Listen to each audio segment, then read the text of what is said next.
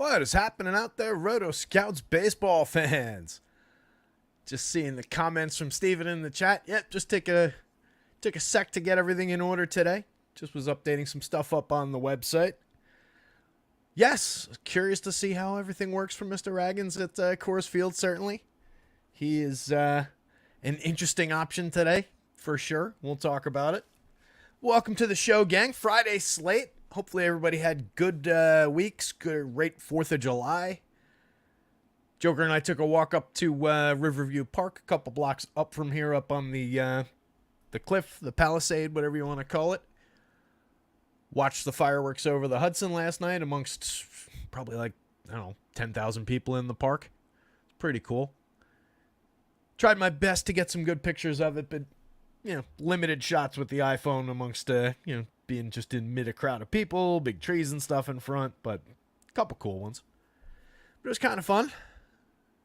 Nice way to spend a few, 20, 30 minutes.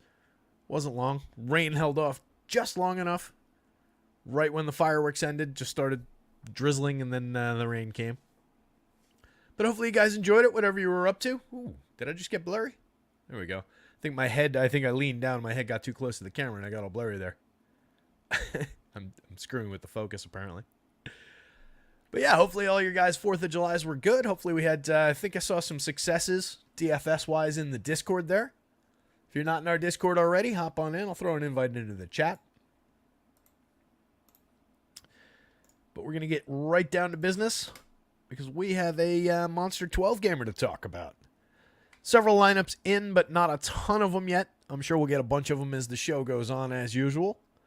Lot of pitching options on the board today. A lot at very high prices, some at very interesting prices, a couple real bargain-looking ones on both sites.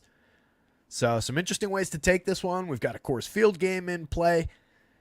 We don't have the highest overall totals. We've got the Royals at Coors Field above 6 and nobody else above 5. Nobody else even at 4.9. So it's kind of an interesting board that way. That game, the Coors game is up at 10.5 runs. The next highest is the game in Cincinnati at 9 runs. So, it could go any different direction. A lot of these teams are looking, kind of same. So we're going to have to pick and choose our spots and go through the board. But it's going to be an interesting one, I think. And, maybe a day, one of those days where it just kind of favors pitching a little bit. There's a ton of pitching options, like I said. And it might be a little bit suppressed for offense. But those days, you'll always get couple of these teams will break out, and that's where the magic is, right? Finding the 2 teams out of the 24 that are going to really bust out today, outside of the obvious, in Coors Field. We do have some healthy totals. The Orioles not looking too bad. The Guardians not looking bad. The Reds at home certainly are an option. Some different ways to go. You've got the Rockies on the other side of the Coors game, of course, like we always talk about. A little bit of weather, too. Let's see, those 3 games aren't on the slate. It looks like there's going to be scattered showers in the New York area for the Red Sox-Yankees game. That's at the top of the board there. That one's got an 8-run total. Pretty decent pitching matchup there. Nestor Cortez going for the Yanks. Tanner Houck going for the Red Sox. You can see the Yankees coming in at 4.27, but definitely been scuffling a little bit.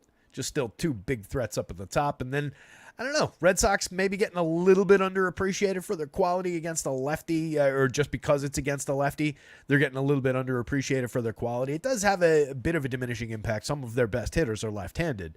They've got a couple big bats in that lineup still. Tyler O'Neill, Rafi Devers, both drawing over 10+ in the home run model. It seems like there's no real threat for it not to play, but it seems like it is going to be raining throughout the evening here in the New York area. So it's at least the one to keep an eye on pitching-wise, probably more so than bats. The game in Cincinnati seems like there's rain in the area, but not going to be a problem. As usual, check with Kevin Roth over at RG or on Twitter or wherever you get his info, but that's what we always defer to, and that's what I'm looking at here. The game in Cleveland looks like a late start, might be in the cards, but not a big deal. And then same thing with the game in Atlanta between the Phillies and the Braves. The White Sox are at the Marlins in the second game on the board here. 8-run total there. 4.28 implied total from Miami, which I find myself, it's not like it's a crazy high total, But even that, I don't know. I really think a lot of Drew Thorpe, the pitcher for the White Sox. Pretty good matchup for him. He's not overly expensive. He's an interesting bargain option to consider. We're going to take a hard look at him. But I feel like that total could be another one that could easily be under 3, the way that that's configured. And then Brian Hoeing going for Miami. Giants at the Guardians. We've got an opener, and then it's going to be Spencer Bivens as the bulk reliever. I've just got Bivens in there right now. It's, Eric Miller? Eric Miller, the lefty, to open. Probably going to give you an inning. 8.5 run total for the game, 3.72 on the Giants side. They're facing Tanner Bybee. Bybee's a really good pitcher. That's a decent matchup for him. 4.87 implied total on the other side for the Guardians, one of the higher run totals on the board against the opener and Spencer Bivens. Carson Spears taking the mound in the next game for the Reds, facing Reese Olson. Olson's also a pretty good pitcher, but he runs into trouble every now and again, and that's definitely a favorable hitting environment in Cincinnati. 4.76 implied total for the Reds, but 4.34 on the other side, coming back the other way for the Tigers. Maybe a little bit of life for the Tigers, and certainly, just like we say with the Rockies in their home games, when away teams come to Cincinnati, even if they're worse teams than the Reds, they do get that benefit of the ballpark. So maybe an under-owned opportunity on the Tigers there, but not a monster total, just mid-fours type total, lower mid-fours. Phillies and the Braves, again, a little bit of weather in the area, but probably not going to be a problem.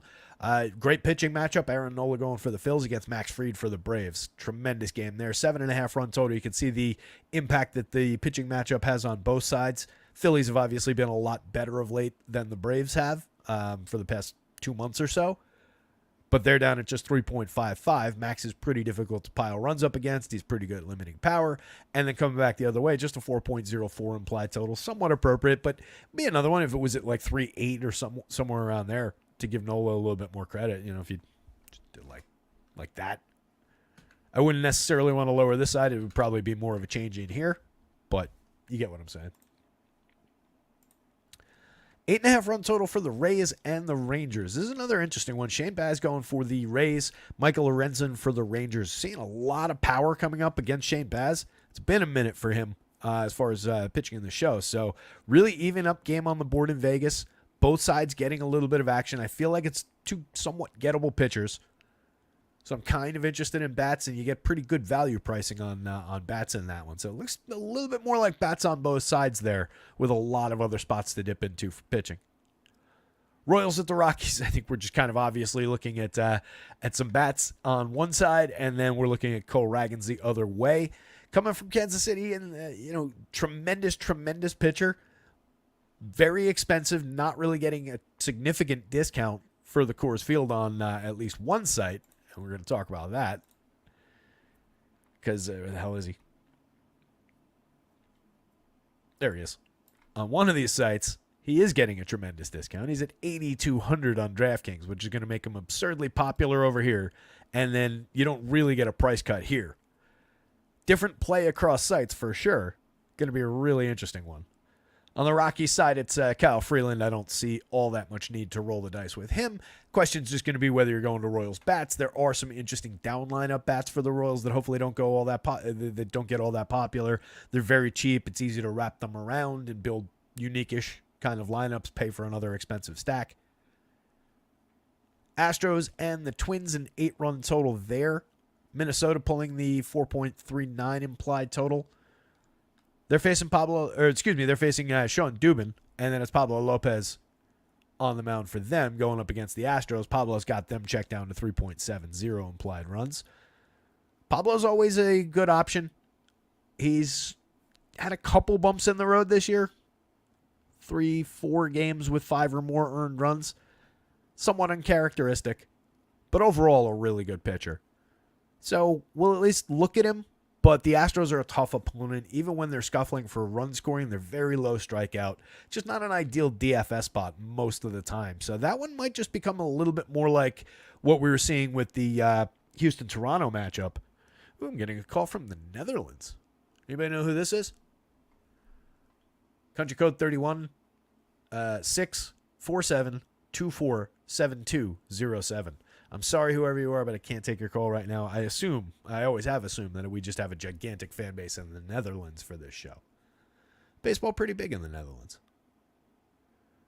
So anyway, I think it will be somewhat like the Astros and Blue Jays was throughout the week, where it just looks like a little bit four corners-ish, and it's not four because I don't think we're going to Dubin, but Dubin is suppressing the power numbers on the other side a little bit for Minnesota, and they're only pulling like a mid-fours type of a run total.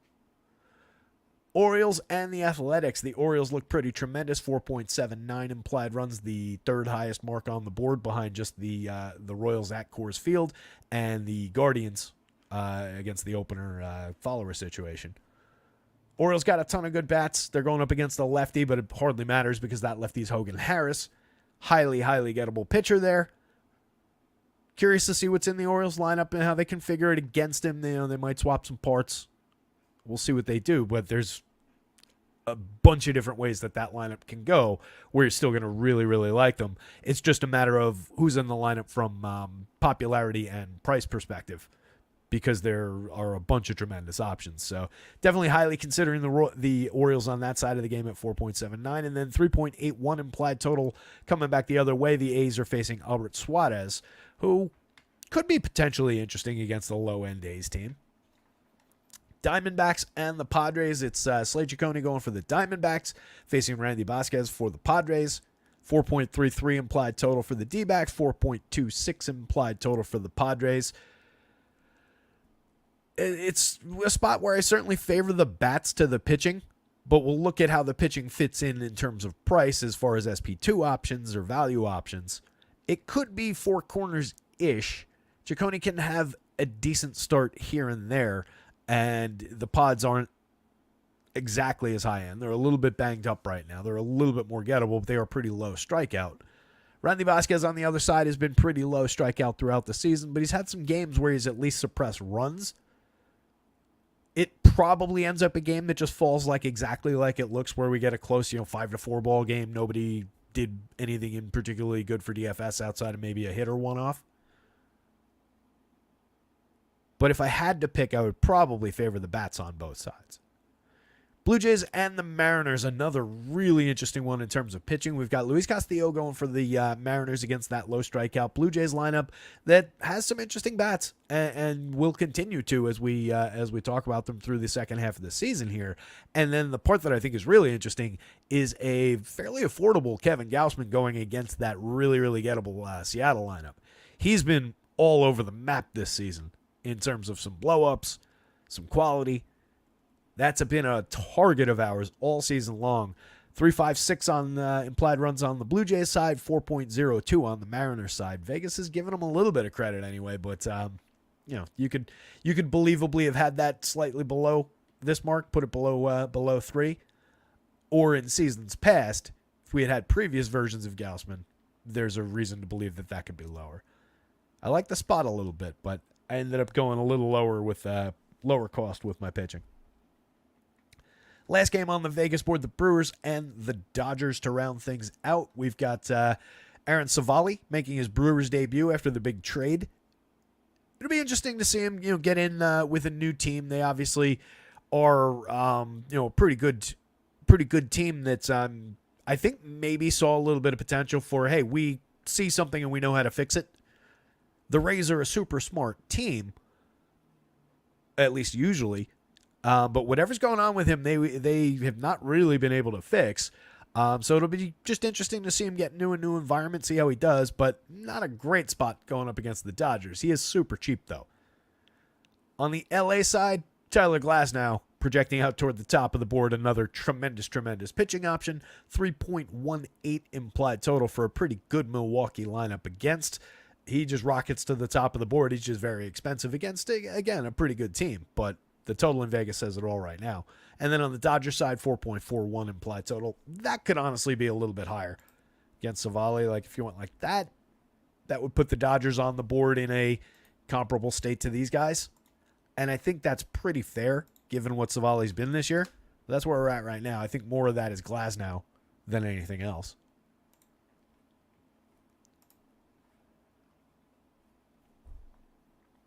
Abba Zabba, you my only friend. It's the Weed Man. Hey, I'm in Jersey, buddy. That Weed Man lives a lot closer than the Netherlands. Let's put it that way. I think that was Sidney Ponson calling from the Netherlands with his top DFS play of the day. Solid. Travis Wyndham's here. Andy Melman's here. Monty and Mamba are here. They just had those two jokes. Stephen Leibowitz says the Blyleven family calling. Good stuff, boys.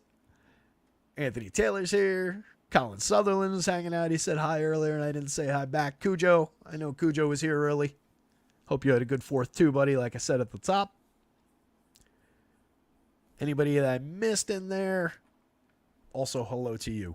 Jake Swales is here. What's going on, Jake? Good to see everybody. Hit the like button. EB. What's up, EB?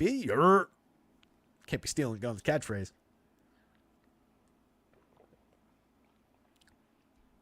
One of these days I'll get around to actually catching up with Gunn and getting together and maybe knocking out a show, but it's just been difficult getting stuff together.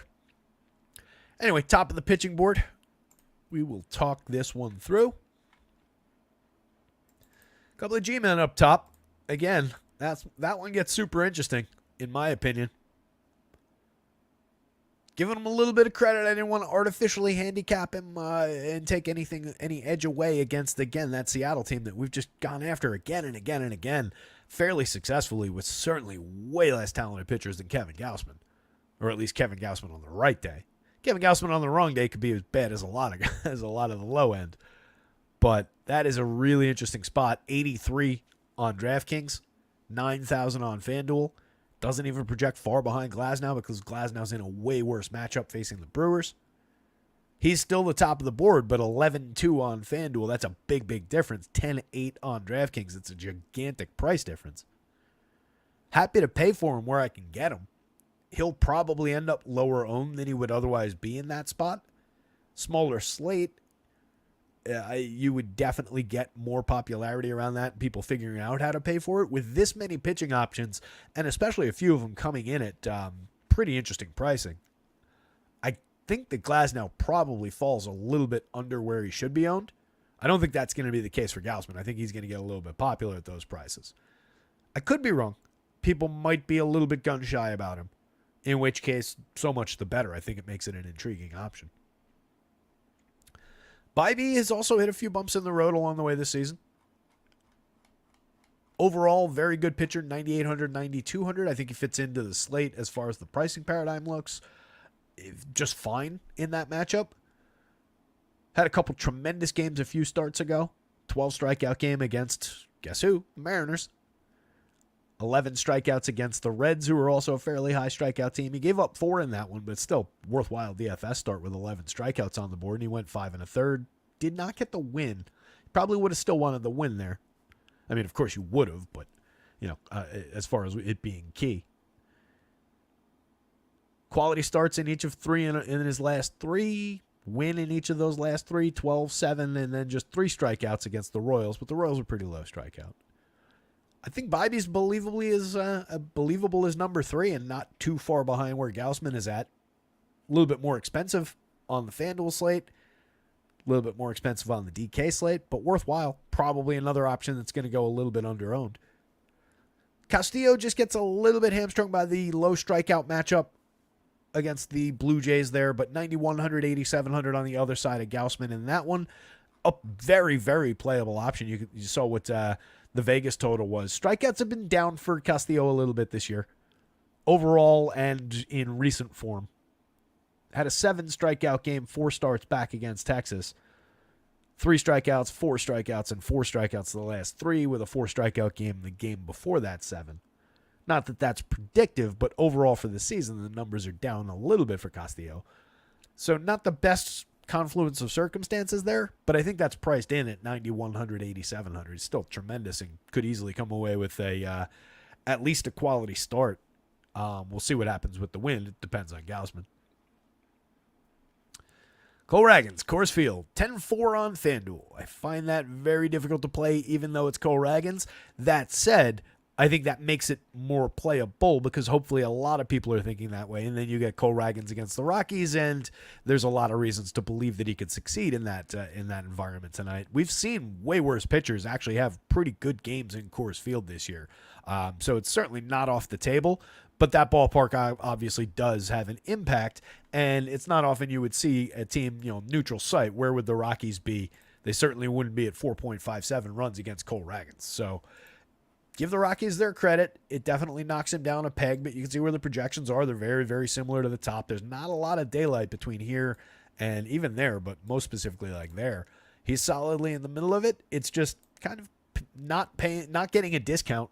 You're paying basically full price for Cole Ragans there on FanDuel. At 82 on DraftKings, it makes a hell of a lot of sense to fire away with Cole Ragans.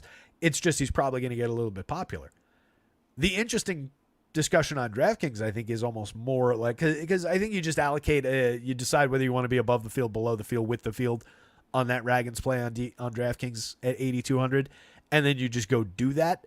I think the more interesting discussion on DraftKings is how much Rockies do you want against a bunch of people taking Ragans positions? And I think it's probably more than the average person would take. I think the answer to that is probably take a little bit of a position if he's getting super popular there. Pablo, just a low strikeout Astros team for Pablo Lopez. 10-3, 9,400. He's perfectly fine, but it's a similar thing where it's just, when I've got several options above him and then a bunch of discounted guys below him that are not uninteresting. I don't know how many times I land on him against the Astros. Just not a team I love targeting overall. He's more than capable of winning that. He's more than capable of posting a quality start and finding a few strikeouts along the way. But it is just one of those bumpier, just probability kind of conversations. Why do you necessarily need to go there? Because it doesn't really buy you anything to take on that risk. If you want to take on the risk of going up against a potential low-scoring environment for your pitcher, you want to at least get something in the exchange. And I don't think that's the case with Pablo really on either site. You don't get anything here. You certainly get something with Ragans there, just to illustrate the point I'm making. And it's kind of similar with Nola. I think Nola's super playable against Atlanta at 10-2 on FanDuel. He's not discounted. There's you're not getting anything in exchange for paying full price for a pitcher, outside of the fact that I do think Nola has a little bit more edge for upside for strikeouts than Pablo does against Houston. Otherwise, it's a pretty similar conversation. On DraftKings for 8,800, Nola might slip under the radar as a really quality option in that price range, whether you're considering that an SP1 or an SP2 or however you want to put it together. Could be very underowned. Just with, people are aware that the Braves haven't been as good this season, but that doesn't necessarily mean that they're going to directly shy away from them. And with guys like Ragans at 82 drawing the eye, guys like Gausman maybe at 83 and some of these other low prices, Nola, just people will glance at it and see the Braves on the other side and might not go to it as much. So that gets really interesting over there. Albert Suarez, just a great matchup against the Athletics. He's capable enough, 74-76, projects out perfectly fine, pretty well for those prices. Not an uninteresting option, and that's one I might actually have to explore, because right now I've got Drew Thorpe in my FanDuel lineup. And like I mentioned before, I really like Drew Thorpe. I like his makeup. I think his stuff plays up really well. He's had 2 successful starts now in a row after a bumpy first couple outings. Great matchup against the Marlins in Miami. I don't really think there's anything to dislike about this, especially 7,000 on DraftKings. 7,000 on DraftKings, it makes him more appealing, I think, than 7,600 for Suarez. On the FanDuel slate, the fact that you can get the $300 discount from Thorpe that I didn't notice earlier when I was just throwing that lineup together, that makes him kind of interesting over there. So I'm going to see if that $300 buys me a bat, I might consider it. Max Fried is very much similar to Nola in terms of these are appropriate prices. Maybe a little slightly low here. The fact that you can get them a little bit cheaper than this run of guys. More expensive than 2 of these guys. But he's kind of in line with that group. It's just even with their 2 top power bats out of the lineup, it is still a pretty good Phillies team. Odds are it's one of those spots where they score a couple of runs, but Max has a good game, suppresses their offense, becomes a matter of how many strikeouts he comes away with. I think believably a few points behind in terms of the median, but with a quality ceiling on him for the money. Probably another spot where he'll go less owned than he otherwise would be on a smaller slate or a differently angled slate. Tanner Houck, yet another really good pitcher, having a good year, who is just at a appropriate price in a tough spot. He's facing the Yankees in Yankee Stadium. It's never an easy start. Yanks have definitely been scuffling by comparison to what they were earlier in the season. The run creation is down. They've got a few bumpy spots in the lineup with some guys either slumping or some guys just injured and absent right now. Houck is very good at suppressing home runs, suppressing just quality of offense against. So reason to believe that he could succeed there or even come away with a few strikeouts and have a very, very good game. But it is another one of those spots where probably going to be a little bit lower on than he otherwise could be. And you might be able to get away with it, but you're making the decision around those price points. Thorpe, I just mentioned, I do like a lot. I think there's a little bit of strikeout upside there. I think he's got, I mean, it's Miami, so he's got at least a better shot at a win than he normally would with the White Sox against many, many other teams in the league. But that's obviously a little bit limited. But I think quality start, 6 innings, handful of strikeouts, easily on the board for him. Nestor, a little bit of lefty advantage against the Red Sox there, but that only just makes it an awkward spot for the Red Sox. I don't know that you run away to roster Nestor. He's probably a better real-life pitcher overall than a DFS pitcher. Does have good games here and there, but there's not a ton of upside in attacking the Red Sox in a Yankee Stadium game. You do also have the weather concerns in that game. 86, 85, he's fine in terms of the price. No real issues with it.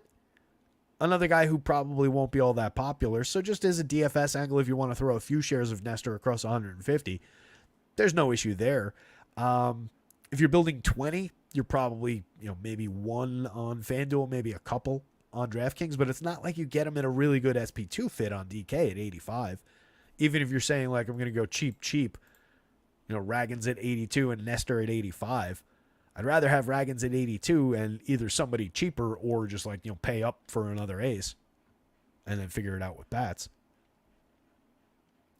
Olsen, more than capable of finding a good start in Cincinnati, even with the ballpark conditions and everything there. Just a little bit of rain in the area. Obviously a threatening opponent in terms of their ability to create runs and pile up exciting plays on top for extra base hits and home runs and everything on the Cincinnati side. Olsen is talented enough to find some strikeouts against that team. They do have strikeouts in that lineup. At 72, he's kind of viable on DraftKings. 87 just kind of puts him in the mix with all these other guys on FanDuel, and then the ballpark becomes a bit more of an issue. The hitting environment becomes a bit more of an issue. That run total that we saw becomes a bit more of an issue. So it's just the value that you're getting here. Savali, again, it's terrible opponent for a guy who scuffled through most of the season, but that you can't ignore that price completely at 5,600 on DraftKings. We'll go through the numbers in a minute or in like 2 hours, but Savali has to at least be under consideration if you're building a bunch of lineups on DraftKings. You probably do want to throw the dart a couple times. It's probably not going to work out, but he's at a hitter price, and he was a pitcher that we liked coming into the season. So I do think it's worth the conversation or the thought exercise if you're considering it. 7,600, you could say the same thing on FanDuel, but I've got very similar looking options in much better spots price wise. 77 against Miami, 74 against Oakland. It's kind of a no-brainer price comparison. You don't necessarily have a similar price guy until you get down to much less reliable options or much lower upside options. Baz, like I said, we're just seeing a lot of power against in the model. Just got to look. I've got whether I... Yeah, last time he pitched in the show was in 2022. I forgot to grab his minor league game log here.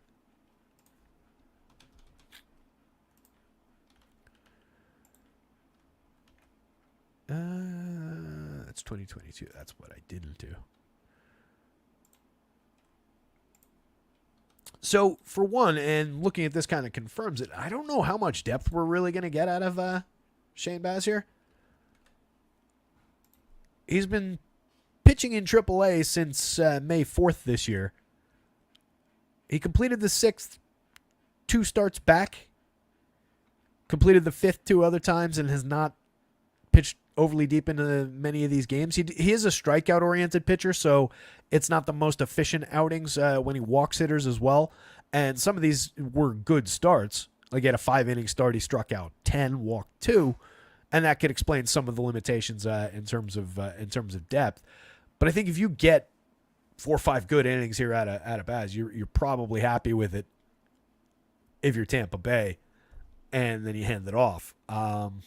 Getting to the quality start and all that, I see some limitations. And again, drawing some pretty solid numbers on the Texas side of that one.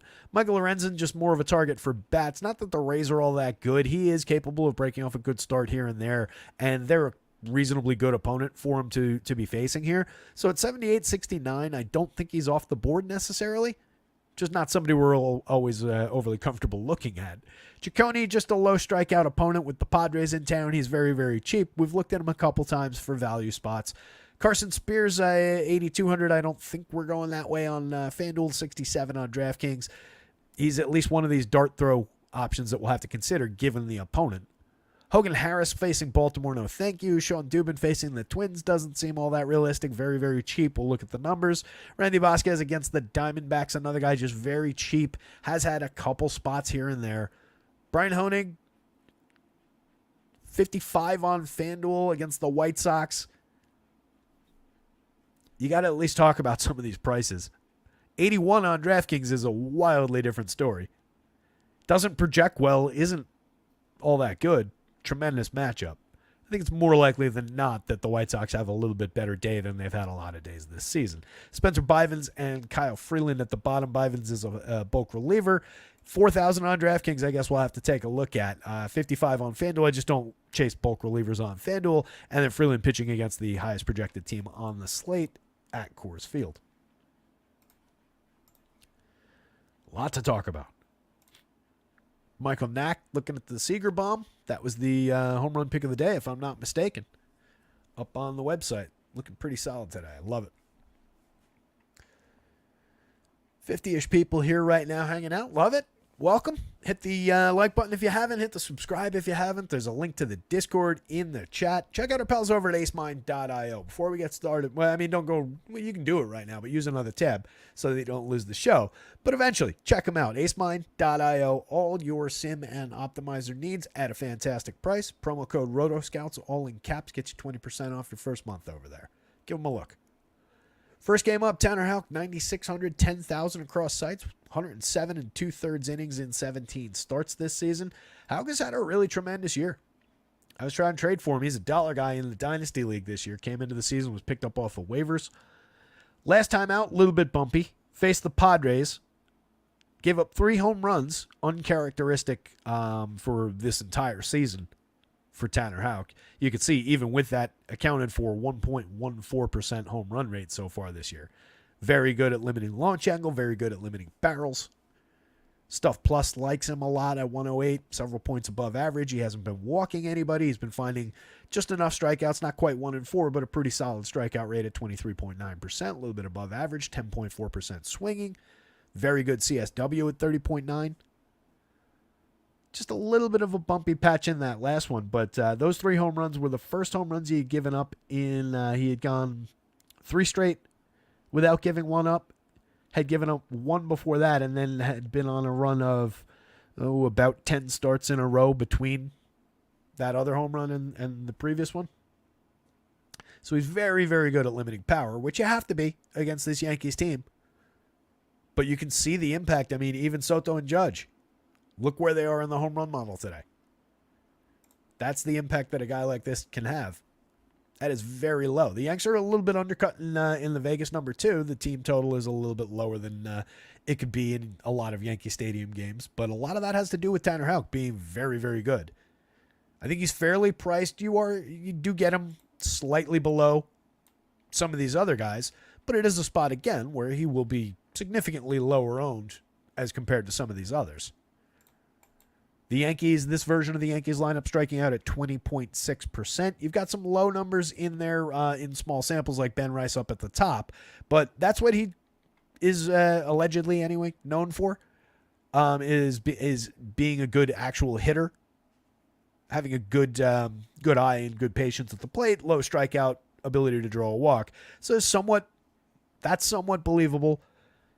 Judge is gettable, but Verdugo and Soto are typically very, very low strikeout. There are a lot of strikeouts through here.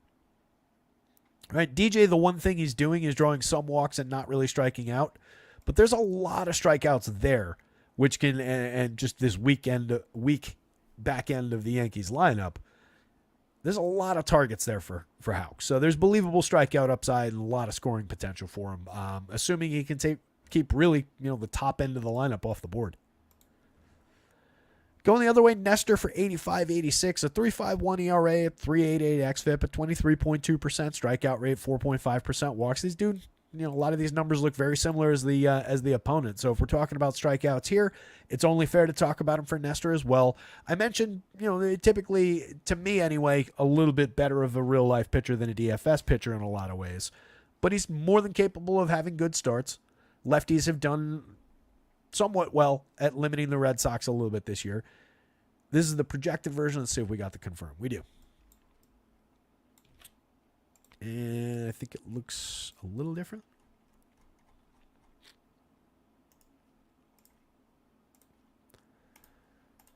So you've got, for one thing, O'Neill and Devers still over the magic number in the heart of the lineup.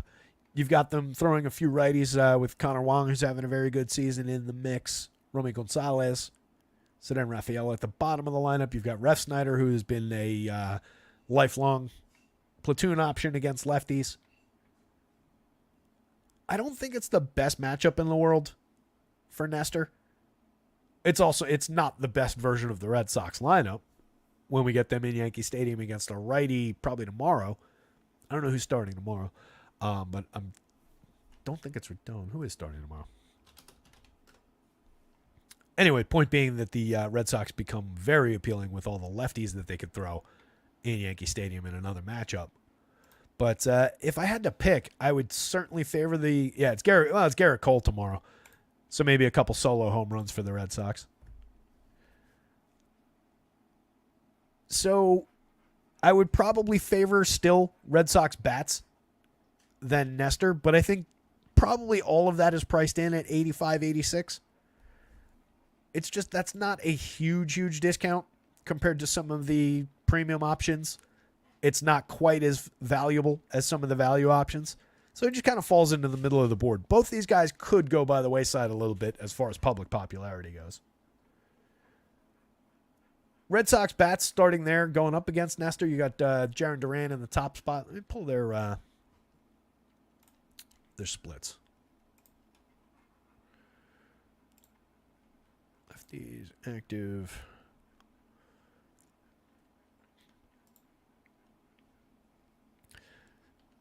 So, by WRC Plus for this season, to put it in perspective, the Red Sox active roster, a collective 112 WRC Plus, 13th in baseball against left-handed pitching. So, while they are a little bit gettable, considering that you don't have their very best bats in the lineup, it's not like they're bad. That's 12 points above average for run creation. 265, 350, 414 collective slash line. They do strike out at a higher level, at a high clip, 26.7% collective strikeout rate against lefties. But that is not all bad.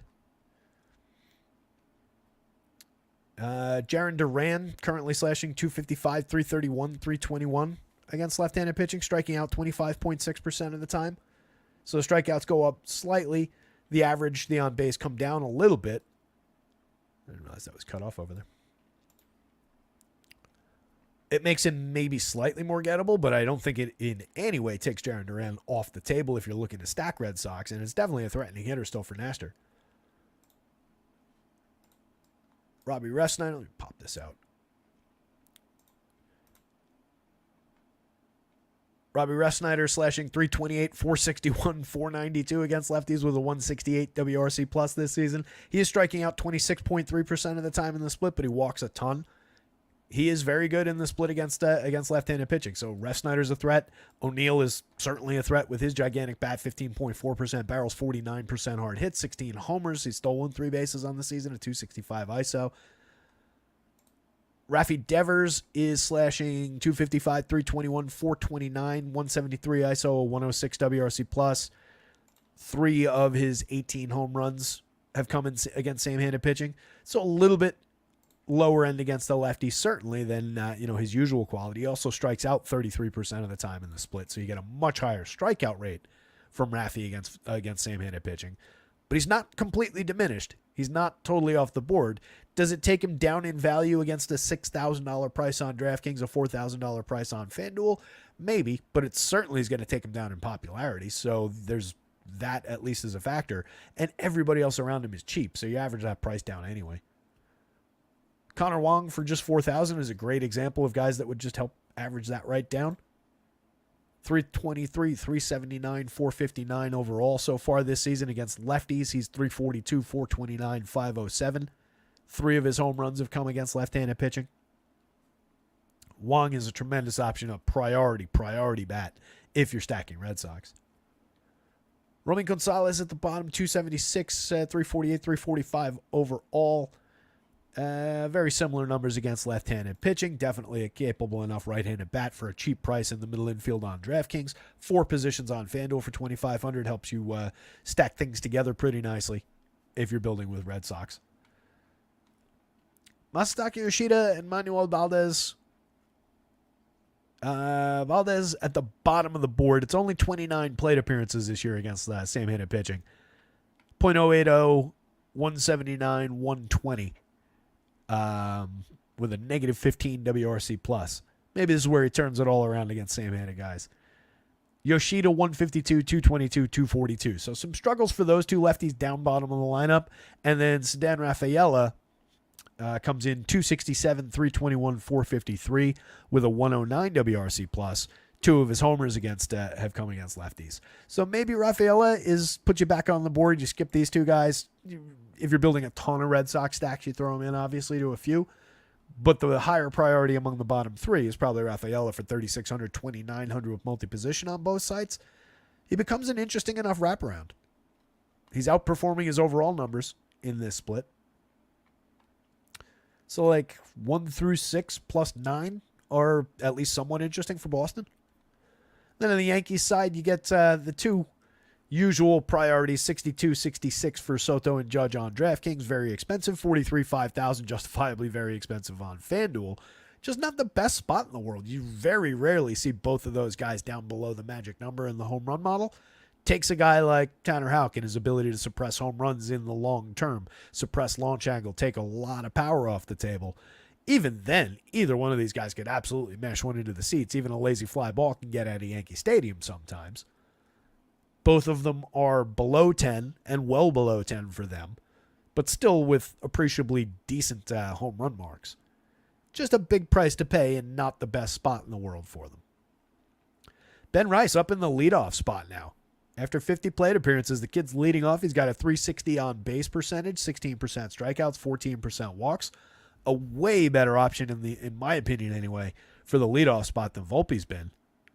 Volpe just completely cratered after they moved him up there. I called it out as potentially a mistake when they did it, and he lasted 2-3 weeks of doing really well in the leadoff spot, and then it's just been a steady decline since then. So demoted back down to 7. Hopefully that gets him going. 253, 307, 380 on the season.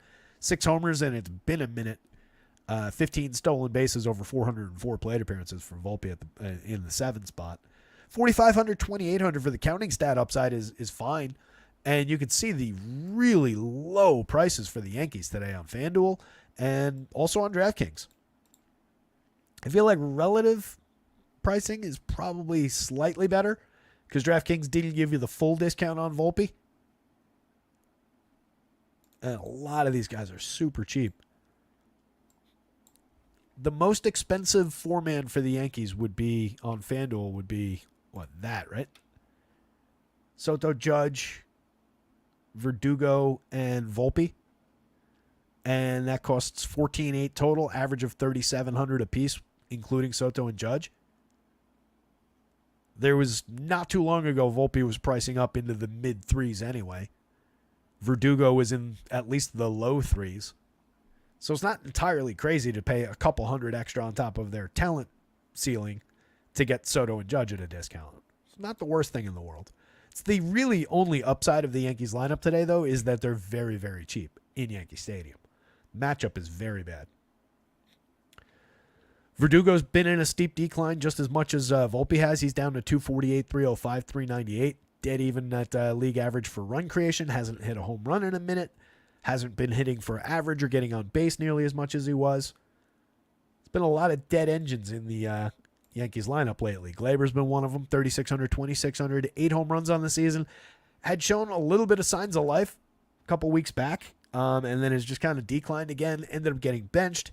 Came back with 3 straight 2-hit days in a row, and then has been back to a decline. So it's just been really difficult getting things going for Glaber. He's very, very cheap. If you believe in the long-term consistency and upside that he's shown over the last few seasons, there's reasons to go there if you're stacking Yankees for sure, but he's not a priority. He's not a draw to the Yankees lineup.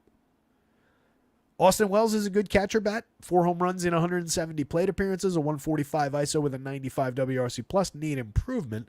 The slash line definitely needs improvement, but he's fairly high walk, fairly low strikeout. He was better for lowering strikeouts last year, but puts decent bat on ball. Not a bad lefty option to just put a fly ball out in Yankee Stadium, but again, how difficult home run matchup.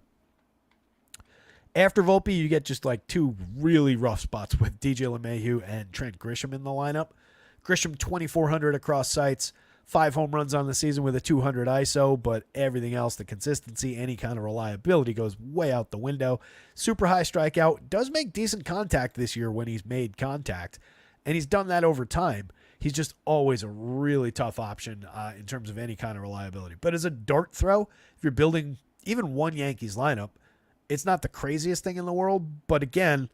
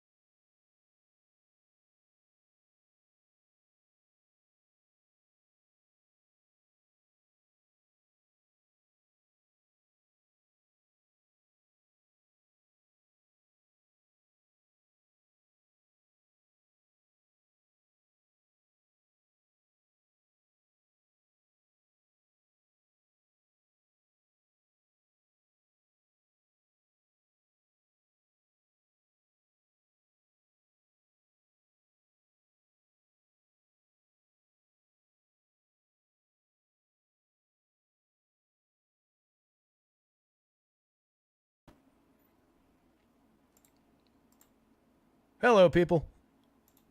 I'm back, or hopefully. You guys see me, hear me? Give me a thumbs up. Confirm if you can hear me. I'm back. All right, thanks, Demon. Appreciate it. Driving me nuts.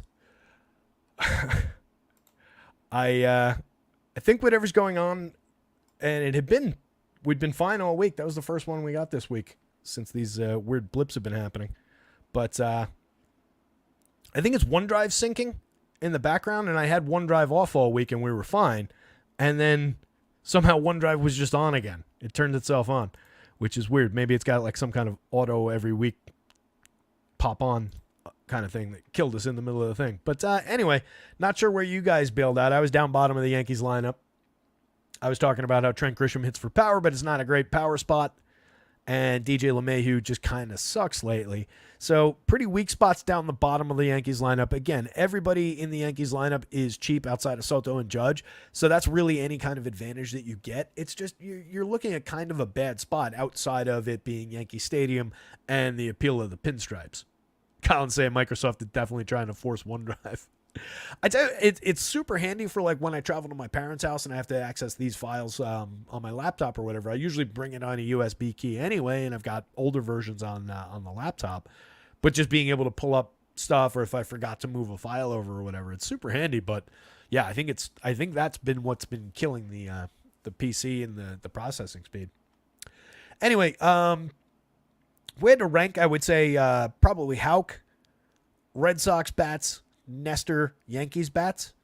And really, Houck is the top priority by a pretty wide margin here. Red Sox bats are playable. Nestor and the Yankees bats are playable. Nestor's more playable than the bats are. Let's keep on rolling. Don't know how much time we've got. Also don't know which lineups are still in here now. This thing's whirring again. Can I close down some other shit?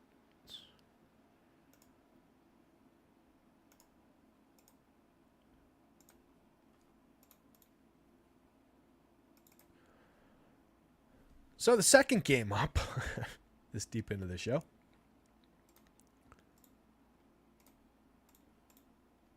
I just want to see if we have the...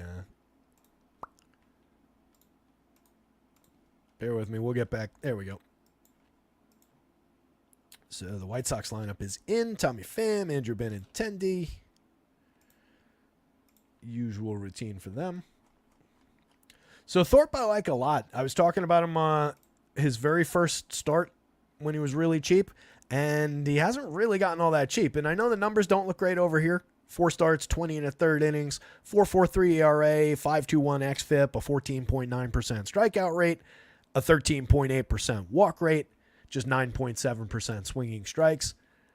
I just have a lot of faith that the kid is a major league ready pitcher. And again, he has had 2 good starts in a row.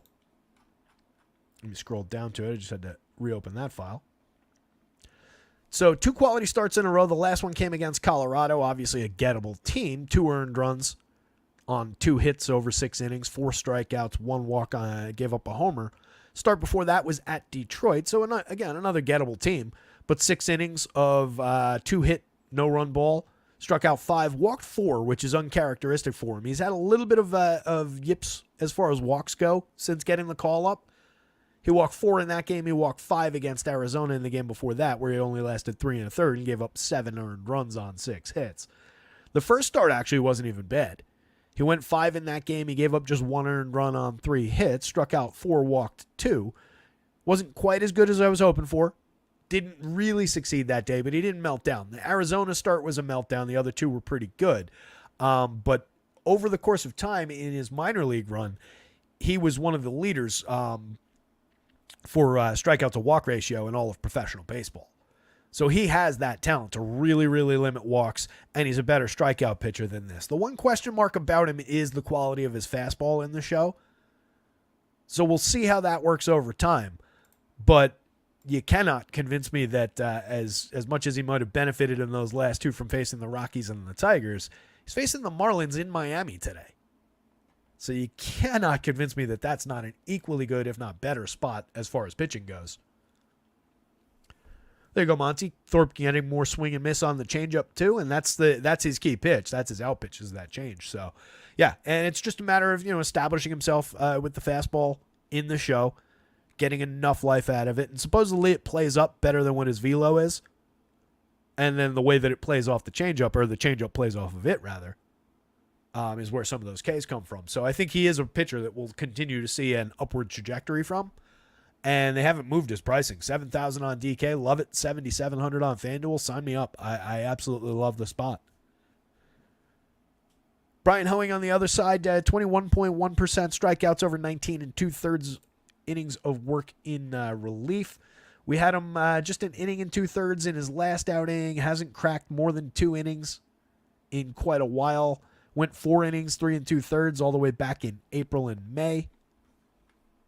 It's been since May 1st that we've had him in the show. Let's see what his numbers in AAA are. I didn't grab them for the notes file here. 5 games, 1 start in AAA. 1 game, no starts in A-ball this season. About 11 1/3 down on the farm. Where's the game log?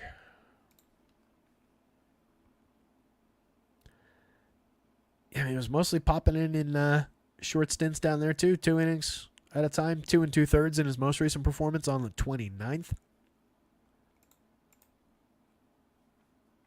Even at these low numbers, I actually might have to take like an inning or like some pitches away from him or whatever on the back end. So if anything, you're going to see Brian Hoeing go down in quality, and the only place you would have considered him, I think, is on DraftKings and not for 8,100. So we probably don't even need to have spent that much time on it. 55 on FanDuel. I don't see any way to the quality start. You just can't take him off the board. Looking at the bats, probably makes some sense to consider some White Sox bats against. He's given up in the small sample of relief work from earlier in the year, a 7.3% barrel, 41.8% hard hits, 90 miles an hour of exit velo. Didn't result in that many home runs because it is a ground ball-ish kind of trajectory. But you can see in the model, we've got 2 guys above the magic number, the obvious 2, with Lubob and Eloy Jimenez there. And Hoeing's a guy that had some issues with power going back to last year. 70 and 2/3 in a hybrid role, 7 starts, and some relief work, a 5.48 ERA, a 4.91 xFIP, 17.4% strikeouts, so there's a lot of contact available, and there was a lot of quality contact. So this does not necessarily align with that, and if nothing else, we can extrapolate that when he makes mistakes, and he does, they travel. Not to say that the White Sox are an overly appealing team, but they are showing a little bit of power again today. You've got DeYoung just under the magic number. You've got Andrew Vaughn sneaking in there at 7.59. He's quietly had a little bit of a surge lately. He's up to 8.9% barrels, 43.4% hard hits. He's hit 11 home runs, has a 156 ISO, 96 WRC+. A little bit of ways to go there. Still needs to improve here, certainly. 296 on base. We'll see what this roster looks like in a few weeks if guys like him continue to get chances or if they, package them and move on. Who the hell knows what they're going to do? There's definitely going to be some options. They could bring in a trade. They could certainly bring in a guy like Tyler Locklear from Seattle in a Lubob trade and just push Vaughn off into something else. So a lot of different ways this team could go, but right now Vaughn kind of a key bat for them. And at 37.29, if you're going to White Sox, he's not at a high price, and he's shown a little bit of life. Tommy Pham up at the top, 39.4% hard hits is decent, just 19.8% strikeouts and a 9.9% walk. Gets on at a 342 clip, creates runs 6% better than average, even on this lousy team. He's a key bat if you're stacking this team from the leadoff spot for a very cheap price. I don't see any reason you would skip him, and he's certainly a better bat than Andrew Benintendi. The lefty hitting second, 3,200. He's just cheap. 5.1% barrels, 31.8% hard hits. Sub Mendoza from a guy who's just paid to hit for average and get base hits and get on base. 194, 245, 298. I don't know what the hell he's doing in the 2 spot at this point. Outside of just like, oh yeah, I recognize your name. You've hit second before. There's really no reason for a manager to put him second. 5,000 for Lubob is a pretty cheap price. He's got 10 home runs and 142 plate appearances, a monster 287 ISO, a 121 WRC+. He's a superstar. As bad as the team might be around him, he is an absolute superstar. So 5,000, that's really, really cheap. 36 on FanDuel is more correct, but you could have made it higher. Eloy Jimenez, by that same token, for 4,000. Star caliber talent when he's healthy. Right now, we've only gotten 183 plate appearances of a lot of inconsistency. It's tough for him to ever get going for a consistent stretch. but does have monster upside, especially when it comes to power. He's got 5 home runs in that stretch, just a 132 ISO. The results haven't been great, but a lot of premium contact from a very, very good hitter. He's been low strikeout, relatively low to medium type walk rate, so a lot of contact and a lot of premium contact. And again, above the magic number, $4,200 for that player is very cheap in a vacuum. So is $3,400 at shortstop, 27 on FanDuel for a guy who current season has 16 home runs on the board, a 219 ISO. Paul DeJong was mostly dead through most of last season. Season before, he only made 237 plate appearances. I don't know how far back in time we got to go for this. Whoops.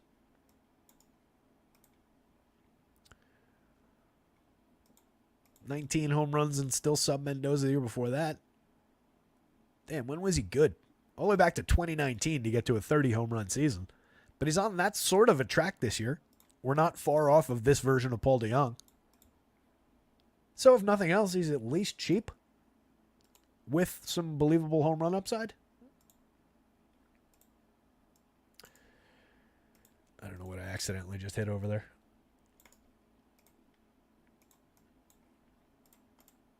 Lenyn Sosa, Nicky Lopez, Martin Maldonado down the bottom of the lineup. Fun names to say for me, but no real reason to consider those guys all that much. Sosa would be the best bat out of that group. He does have an 8.1% barrel, 45% hard hits over 151, slashing 252, 287, 392, just an 88 WRC plus, but does have 4 home runs on the board. There's a little bit of pop in that bat, but he's kind of proven at this point he's not necessarily a major league hitter. They should bring Brian Ramos back. Bottom of the lineup is just mix and match parts. On the Marlins side, as much as I believe in Drew Thorpe and want to use the value pricing here, there's no reason to really think that the Marlins couldn't at least be a little bit better than their average performance against a rookie pitcher who is still finding his way, who has not put up tremendous numbers over the first couple of starts here. You can see again with Thorpe, we're also way below average so far for Stuff Plus. Fastball's got some impact on that. If you're going to Marlins bats, Jazz Chisholm, not a bad way to get started at 9.17 in the home run model from the top of the board. Jazz, again, a premium lefty bat against a rookie righty who doesn't exactly have blow him away stuff right now. Jazz has 10 home runs and 15 stolen bases on the season. He's got an 11.4% barrel rate from the left side. Strikes out a decent amount, and this entire team, this confirmed lineup, amounts to a 24% strikeout rate for Drew Thorpe to work with. But Jazz is definitely an interesting bat for as cheap as he is at $4,500 on DraftKings, 31 on FanDuel. Very, very playable. If you're going to Marlins stacks, he's your top priority. Brian De La Cruz, 34.29. He's got 15 home runs on the season. 241, 289, 419. A little bit less effective in terms of reliably creating runs, getting on base, so on and so forth. And you can see only Jazz in this Marlins lineup is above average for run creation this year. But De La Cruz has been a good righty power bat. He's very cheap for a guy with 15 home runs so far.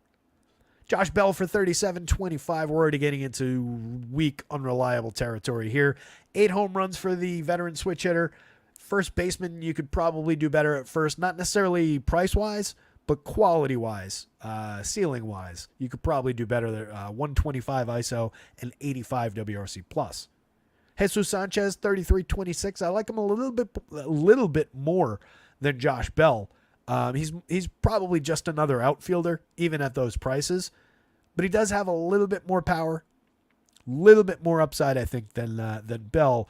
And he's not occupying first base. He's just one of your 3 outfielders. 9 home runs, 6 steals on the season, a 162 ISO, and a 99 WRC plus that on this low-end team stands out by comparison to Bell and other guys.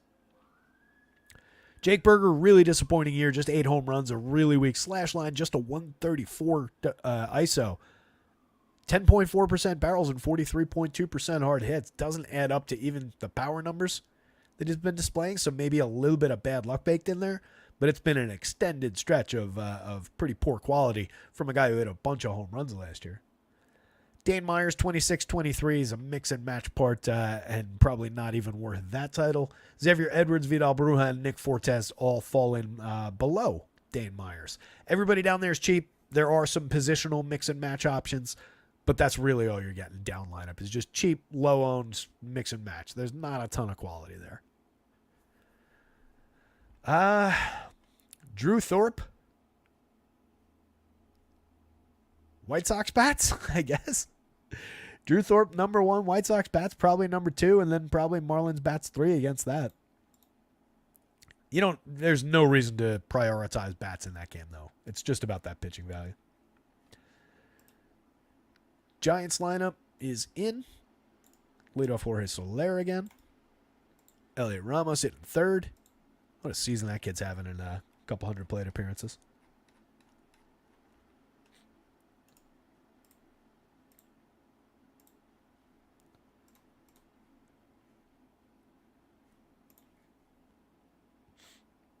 Michael Knack, got to roll with Thorpe on FanDuel. 7K pitchers have been doing me well. If I play a top stud, they get rocked. Yeah, I love the price. I love the fit on FanDuel. Helps you get to some very, very interesting stack combinations.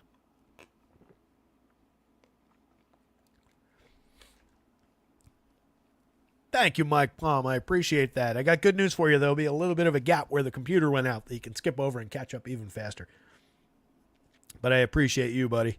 You guys are the best baseball DFS audience out there for this show. So love it. Hit the like button. Hit the subscribe if you haven't already. Spencer Bivens coming in after Eric Miller. Bivens over 14 innings, 1 start, 25.5%. Strikeout, 2.57 ERA with a 3.35 xFIP. 5 innings in a true start in his most recent performance. Struck out 3, gave up a home run, but just the 1 earned and 4 hits. Faced 19 Dodgers. It's compelling. The fact that he can give you 5. As a $4,000 DraftKings option, against a lot of other teams, he would be more firmly on the board. I just don't love targeting this Guardian squad. They're just good with the 4 low strikeout guys that they've got at the top, several other low strikeout guys mixed in. Some big strikeout targets today on the back end of the lineup, but overall, the top 6 hitters there, 13.4% average strikeout rate. It's just a little bit limiting, but at 4,000, obviously you are buying some significant upside there in terms of if you click that together with the correct SP1 and the correct bats. So in a rarity for me, I won't take it completely off the table on DraftKings because that is a unique price fit. And the 5 innings, if he's going well, is somewhat believable. You obviously have a little bit of a diminishment in the win. You have a little bit of diminishment in the likelihood of getting 5 full innings, right? When you come in the second, you're already up against they want to work into the setup man, to the closer, and all of that stuff as things go. So you're already somewhat artificially capped.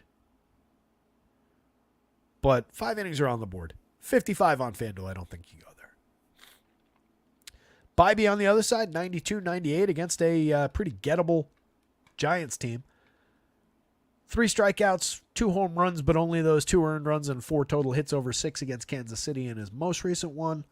Had the 11 and the 12 strikeout game within his last 4 starts that I mentioned earlier in the show. We're sitting at a 28.5% strikeout rate. 3.29 xFIP underneath a 3.47 ERA that looks very, very similar on the surface and under the covers. 3.14% home runs is perfectly manageable for the fly ball trajectory that he gives up. He's good at managing hard hits and barrels. Barrels are a little bit more incidental than management in some ways, but limits hard hits, induces weak to medium contact, 87.6 miles an hour of exit velo. Doesn't really walk anybody at just 5.8%. Tremendous swinging strike rate, so when he does happen to get in trouble, able to punch his way out of it. Bybee's really good. 21.4% strikeout rate for the confirmed version of the Giants lineup on the other side, with some gettable targets up toward the top of the lineup. Some of that quality's coming out of Luis Matos at just 11.6 over 129. He's a relatively non-threatening young hitter right now, just not striking out a ton. Everybody else in the lineup at Nick Ahmed, I guess, slightly below 20, but all these guys, that averages out to a 23.1. So maybe some deceptive strikeout upside in the Giants lineup than what might be shown right here. 24.8 for the same group of hitters last year. Between the two teams, greatly prefer the Guardians bats to the Giants bats. I think they're an interesting fit in terms of how they click together with other teams with their positioning, especially with all these multi-position guys in the lineup today on the FanDuel slate, and then a dead min-price second baseman hitting third base on the DraftKings slate. Take a quick look at Ano Martinez here. He's their 8th ranked organizational prospect on Fangraphs' reporting. 22 years old, 22 and change. In AAA this season, over 114 plate appearances. He was slashing 316, 416, 537, 221 ISO, 5 home runs, 2 steals, a 146 WRC plus. Pretty solid season so far down in AAA. He played at several levels, 2 levels last year. Basically a complete season last year, 500, approaching 600 plate appearances, just shy. 14 home runs, 11 stolen bases. Call it like 255, 320, 400, somewhere in that territory. Either had just a really good 114 plate appearances to start this season at AAA this year, or made some big strides over the last 2 seasons, but does have some interesting enough numbers through the minor leagues. And obviously the Guardians believe a little bit, considering they've got him hitting second between Steven Kwan and Jose Ramirez at the top of their lineup today. Over his first 12, he's been interesting enough. 364, 417, 455, carrying it over from the minors. Makes the Guardians cheaper and easier to play, especially getting them at second base. Third base on DraftKings is problematic because you've got a guy named Jose Ramirez that you probably want to play at third base if you're going to the Guardians. So it's a lot more playable on the FanDuel slate with all the... You've got, what? Are these 4 or 5 position guys? Let's find out together. They're all 4 position guys. So 2 4-position guys, a 3-position guy, a dead min price guy at second base, one of the top third basemen in baseball, one of the best table setters in baseball, a very good power hitting first baseman, a guy with, catcher eligibility doesn't really matter on FanDuel. On DK, you get him at catcher, David Fry. He's had a quality 218 plate appearances. There's a lot to like about this Guardians lineup today. I might have to go back and reconsider that spot and see what this confirmed version of the lineup does price-wise, because it was different. I didn't have Ano Martinez in there, for one thing. Kwan from the top spot, 367, 424, 538, just continues to hit. Again, one of the best table setters in baseball. He's driving the ball a little bit more this year as well. 171 ISO is good for him. It's not the 200 plus that we're usually looking for, but from a hitter like him, it's definitely quality. 8 home runs on the season. You can see the run scored total at 50. He's 77% better than average for run creation so far this year. Fantastic table setter. Not a bad option for DFS at all. Totally worth paying those prices for, especially when you can average him down with the $2,000 guy next. Jose Ramirez has 23 homers and 16 stolen bases, a 267 ISO. Another tremendous year doing Jose Ramirez things. Josh Naylor, 20 home runs, a 253 ISO, a 127 WRC plus, continuing his strong surge that he started last year. Excellent premium contact from the left side. 54-34, fair price to pay for a first baseman of very high quality. 54 for Fry on DraftKings. I know I was just talking about his catcher eligibility, which is nice if you're going to this team. You use these 3 and that, but that's very expensive. So you're not getting a discount here. The catcher eligibility doesn't matter on FanDuel, but what I like is that Fry's priced at just 27 on FanDuel. That doesn't exactly match the output so far this season. I'm not sure that the output actually matches the player, though. The truth is probably somewhere between these 2 prices. But so far, 300, 408, 506, a 206 ISO, 8 home runs, 4 steals. He's been tremendous, easily clickable in this group. Andres Jimenez, 45-28, just probably is going to fall by the wayside in some ways, given the desire to go to that and take the discount. But that probably does render Jimenez, especially on FanDuel, a little bit less owned. 5 home runs, 14 steals, an 86 WRC plus, a .092 ISO. A player with talent and with skills, but never really fulfilled what he was supposed to be, and has had kind of a disappointing year even for that guy. Daniel Schneemann, Gabriel Arias, Bo Naylor at the bottom. Those are your 3 strikeout targets. 30-ish% strikeouts for all those guys. Schneeman's made good contact in his limited 76 plate appearances. He's got a monster 250 ISO. He's created runs 43% better than average, 3 home runs and a stolen base, and again, 4 positions at a cheap price on FanDuel. More of just another outfielder, but maybe a little bit of sneaky left-handed power upside from him on the DraftKings slate.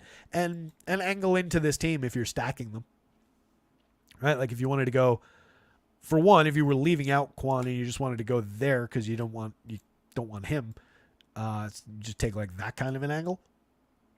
Brings it down to a $5,000 average, and you're still getting Ramirez and Naylor in there, and Fry. Not bad. Arias has a little bit of pop, wildly inconsistent, 74 WRC plus. Bo Naylor, also a little bit of pop, wildly inconsistent, 74 WRC plus. Same. If you're going to the Giants bats, you get a ton of power and a little bit of an uptick in quality of late in the leadoff spot from Jorge Soler. Just really interesting to get a bat like that to come around as many times as you get with him in the leadoff spot. Typically, you get him, second, third, clean up, but been leading off for the better part of the last week, 10 days, and finding a little bit of success. 103 WRC plus on the season, 10 home runs, still way short of the mark of what we expect, but the barrel rate's gone up recently. High quality power bat over the last handful of seasons. Lamont Wade, love the bat, 3,400, 2,800. Over 186 this year. We're slashing 329, 462, 445, creating runs 67% better than average, making very high quality contact. Continues doing that, the home run total will go up. Last year he was tremendous, 17 homers, had a 161 ISO and a 122 WRC plus, 373 on base for the season, and for a big part of the season he was better than that, had a 400 plus on base.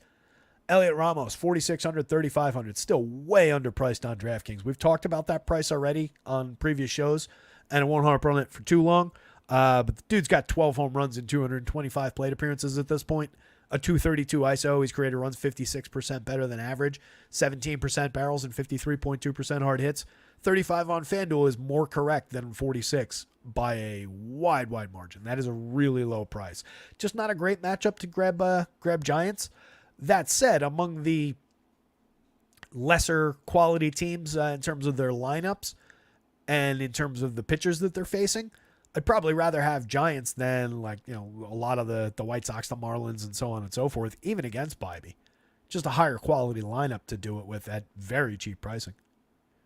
Patty Bailey, 41, another good example of that. 6 home runs on the season, a 144 ISO. Those numbers are all right, over 231 plate appearances for a catcher, but you're buying a very high-quality spot in this lineup, hitting fourth, solid 41.5% hard hit rate with a good ability to get on base, doesn't strike out, has the ability to drive the ball, solid slash line this season, 274, 348 on the front end, 22% better than average for run creation. If you're just looking for a stack and correlated scoring and rising tide effect, you maybe sacrifice a little bit of home run upside as compared to the top catcher options on the board, but he's very cheap.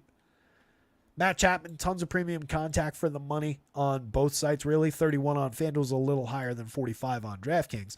A lot of other third basemen who are more consistent, but Chapman is up to 12 home runs, 7 stolen bases, a 116 WRC plus, seeing some results for the premium contact that he makes. Conforto for 37.26 is cheap, 9 home runs, a 193 ISO, 109 WRC plus. Another guy who's not the most consistent bat in the world these days, but when he does make contact, and he's going to be a lefty going up against a righty here, 10.4% barrels, 44.5% hard hits, still has the ability to drive the ball for a very cheap price. Matos is only okay. He's low strikeout, young kid finding his footing, but he does have 4 home runs in 129 plate appearances. There's a little bit of appeal in that, and the frequency of contact has been excellent so far for his career. Brett Wisely, a little bit of ability to drive the ball, 10% barrels so far this year. Pretty solid slash line, over 123, 3 home runs, a 116 WRC plus to go with it. So not a bad option at 35-25 bottom of the lineup with multi-position. Nick Ahmed, more of an afterthought down there, veteran utility guy. It is Guardians bats, Tanner Bybee, and then throw some darts with the Giants if you want them.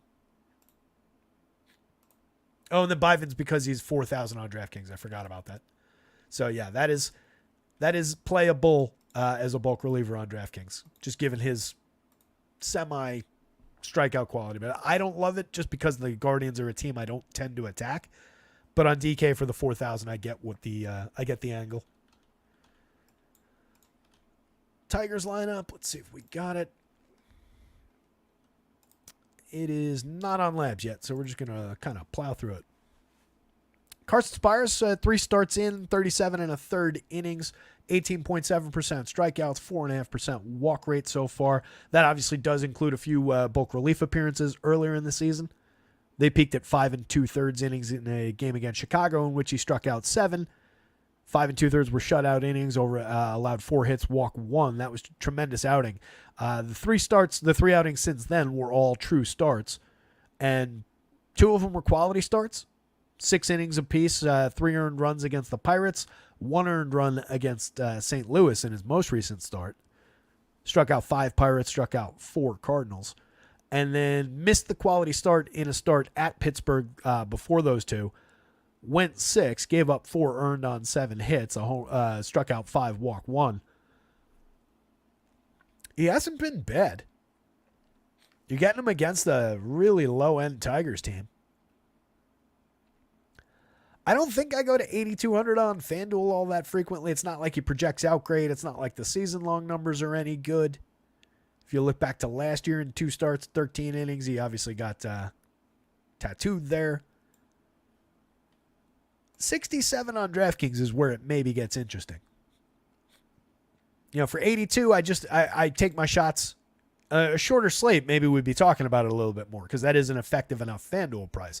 But with all these options in green above him, I just think he kind of falls off the board. But it's a very gettable Tigers team. We just see Davis Daniels succeed against them. Or no, that was the other way around, wasn't it? No, he's on the Angels. Yeah, that was against the Tigers. The more important pitcher probably to talk about is Reese Olson. 7,200, 8,700. Again, more playable on DraftKings.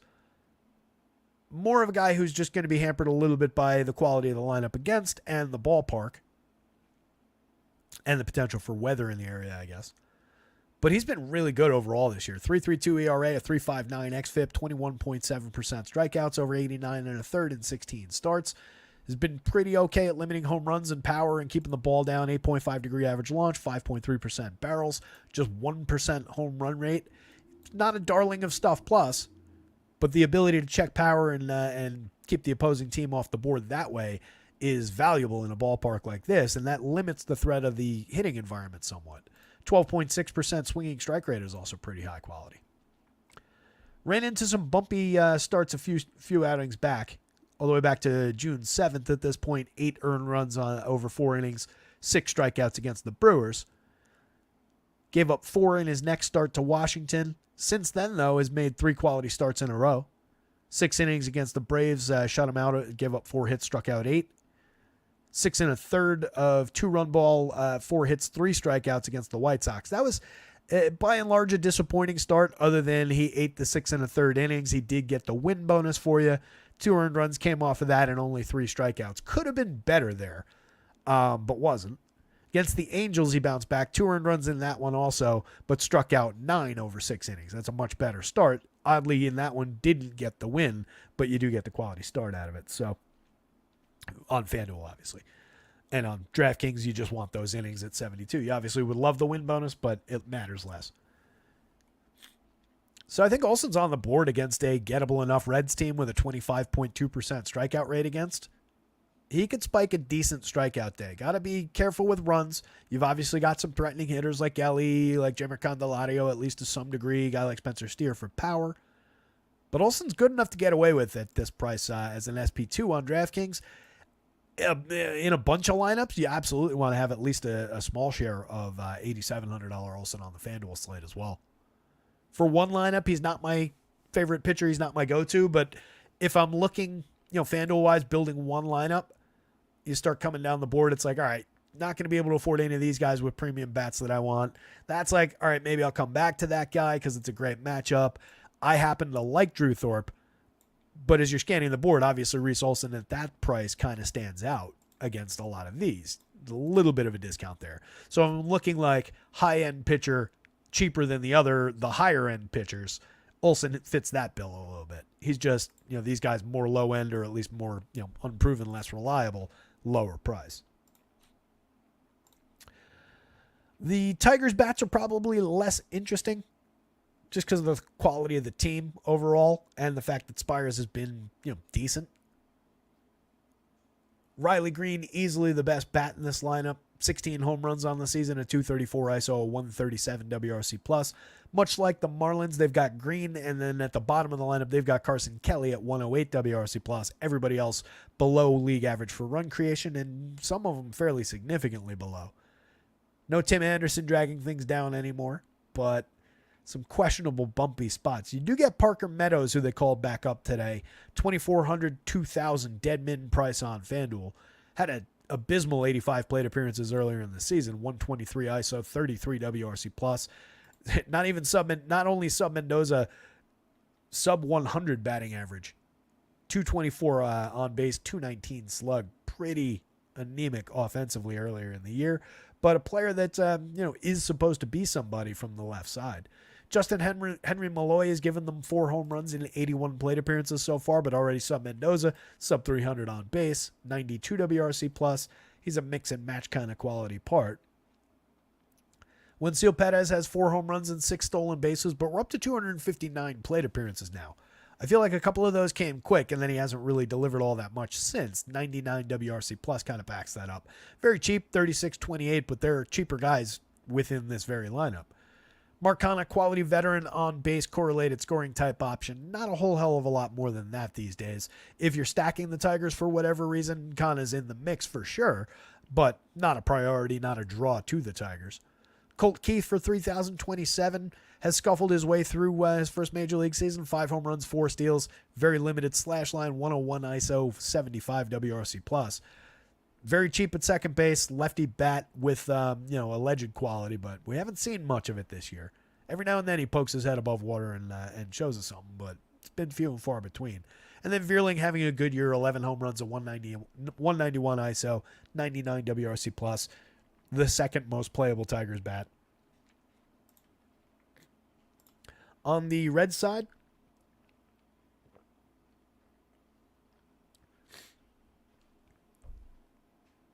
what is this movie? Just caught my attention because I don't remember Jonah Hill and John C. Reilly in a movie together. I don't know what this is. Anyway, I watched the new Beverly Hills Cop last night.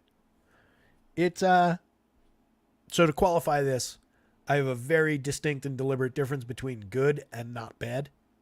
Right? Those are two different things. It was decidedly not bad. It's not good, but it wasn't bad, which surprised me. I think that's enough, especially this day and age. Couple of laughs, earnestly made, like a very worthy in line with 1 and 2, where if you've seen 3 just got stupid and like kind of stepped out of a real world and made it cartoonish and just silly and dumb. And I think they were going for PG-13. I forget whether it was PG-13 or R. This was a solid hard R, very good in the spirit of the first 2. Nowhere near as funny as the first 2. Eddie is not quite that Eddie anymore. Eddie's like a solid, like veteran, like Lance Linney kind of a guy who can still bring it every now and again. Probably lost his fastball a little bit up top, but has still got some chops. And it was a good supporting cast. It was. I didn't regret the 2 hours. Let's put it that way. If you're looking for something for on Netflix while it's raining or whatever this weekend, it was an enjoyable 2 hours with some old friends. If you're going to the Reds bats, Jonathan India has been providing some quality since they moved him back to the leadoff spot. 383 on base, a 126 WRC plus. The ability to drive the ball from time to time, 6 home runs, 8 steals, but really what he's there for right now is correlated scoring for 4,000, 3,000 across sites at second base. If you're going to the Reds, you could definitely do worse, and just in general, he's not a deprioritized option now that he's back in the leadoff spot. It was just when he was hitting down lineup that his, just kind of being an average ball player came through a little bit more. Ellie is obviously a superstar, 12.7% barrels. Big strikeout rate at 30.8, but not unmanageable. 10.7% walks for one thing. 342 on base this year, 15 homers, 42 stolen bases, 224 ISO. I don't need to sell anybody Ellie De La Cruz. Jeimer Candelario, 4,200, 3,200 feels a little bit cheap. First and third base, worthy corner infield bat. 222 ISO on the season, 14 home runs. Feels a little bit cheap for that. Steer for 48-34. He's got 11 home runs and 13 stolen bases. Some very high quality counting stats. Just 239, 332, 416. The on base is good.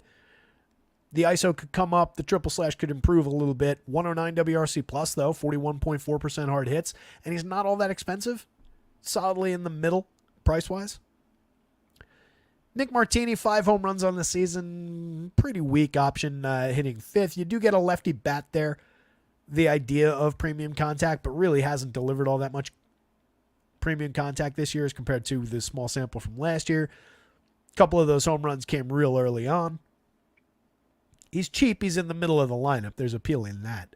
Tyler Stevenson for just $3,600 is a lot more appealing. 6 home runs on the season, a 151 ISO, 95 WRC plus.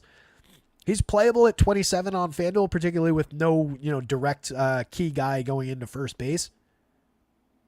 So I think you can consider him this team's first baseman on FanDuel, like I've said before, but very appealing at 36 on DraftKings. Novi Marte has a home run on the board, 2 stolen bases, just a 20 WRC plus over his 29 plate appearances. High-end kid, but again, who knows what we really get now that the PED thing is coming on. Playable part at worst, but third base, I don't love occupying third base that way. I think I'd rather have, not even at short necessarily. There are probably better options at both positions where you're just looking for a guy from your other stack there. But if you're putting it together and there's no obvious guy at one of those spots, then you can click him in. He's not expensive. He does have upside. Will Benson, tons of upside, tons of premium contact, 12.7% barrels and 41.8% hard hits, 9 home runs and 11 steals. 189, 278, 374 is not appealing at all. He's had problems in his slash line this year, but the counting stats are great. The upside, the ceiling that you're buying for the cheap price down lineup, I love Will Benson. I'll happily take shares of him when I go to the Reds. In fact, I look to take shares of him. Nice differentiation piece. Stuart Fairchild for $3,2700, playable. 5 home runs, 11 steals, and 183 opportunities. Just an 85 WRC plus, and you can see the clear cut in the top of the lineup. Positive run creators, the bottom of the lineup, not positive run creators. But there are mix and match opportunities. There are some interesting price fits, position fits with upside. It is probably Reds bats, Reese Olson value on DraftKings. And then throw your darts, if you will, with Carson Spears on DK at 6,700 against the Tigers, and vice versa, Tigers against Spears. If you want it, it's there. They're cheap, but limited in appeal and upside.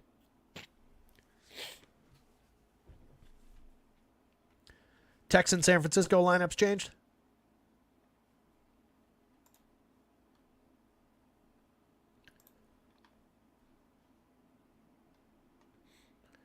Okay, the Giants is now Soler, Wade, Ramos, Bailey, Chapman, Conforto, Yastrzemski into the lineup. I think that was the difference. I forget who was in that spot originally. So Yaz just puts another lefty bat in there, hitting 7th with a little bit of power upside from the left side. Not a top priority. And then the Rangers rather. Semyon Seager, Nathaniel Lowe, Adolis Garcia, Wyatt Langford, Jonah Heim, Leody Taveras, Derek Hill, and Jonathan Ornelas. We haven't actually done that game yet, if I'm not mistaken. Didn't I put this guy on the thing? I swear I put it. Oh, it probably was after I saved it. It was. This is to get Eli White in here. Philly. 0.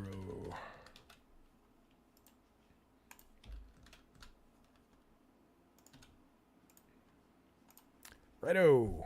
Eli White, dead minimum on DraftKings at the bottom of the lineup. Not available on the FanDuel slate. Probably not a high priority bat. Facing Aaron Nola. Nola coming in at just 8,800 on DraftKings against the Braves. That's got some appeal in it, I got to say. This confirmed version of the Braves lineup this season has a 23.9% strikeout rate. Nola right in that range at 23.2%. He's got a 3.43 ERA with a 3.38 xFIP. He's above average by Stuff Plus. Very, very good ability to limit premium contact, limit exit velo, limit hard hits. He's given up a few home runs here and there, but hasn't been a problem for him overall. Last appearance, 6 2/3 against Miami. Gave up 3 earned runs. Gave up a homer in that one. 6 hits, 9 strikeouts. Pretty solid start. Took the loss, but a pretty solid overall start. 7 innings at Detroit. The start before that, 1 run on 6 hits. Struck out 6, walked 0. More than capable of spiking a big strikeout game here against the Braves. Definitely capable of keeping this limited version of the Braves lineup off the board a little bit. For that price especially, I don't dislike the Nola option at all. 10-2 on FanDuel, you're just paying full freight for him, but it's Aaron Nola. I have no issues with doing it. If you see this board and you say, hey, Aaron Nola really pops out to me for 10-2 as compared to some of these guys, or this guy in a lower strikeout matchup, Kevin Gausman, maybe I don't trust Kevin Gausman against Seattle. I can see landing on Aaron Nola there, and I think he goes under owned for the matchup against the Braves. Max Fried for 91.97 across sites. Similarly discounted. Fried coming in right here, not far off the mark from where Nola's at on either site. A little bit cheaper on FanDuel, a little bit more expensive on DraftKings. Fried's a tremendous pitcher in his own right, 21.8% strikeouts this season, a 2.91 ERA with a 3.34 xFIP. I can absolutely roll the dice with Max Fried, especially again against a more diminished version of the Phillies than we're used to getting. Bryce Harper is rushing back as fast as he can, but he's not going to be here tonight. Might be back next week. Pre-All-Star break, which would be dynamite for the Dynasty team. But right now, this is the confirmed version of the Phillies lineup.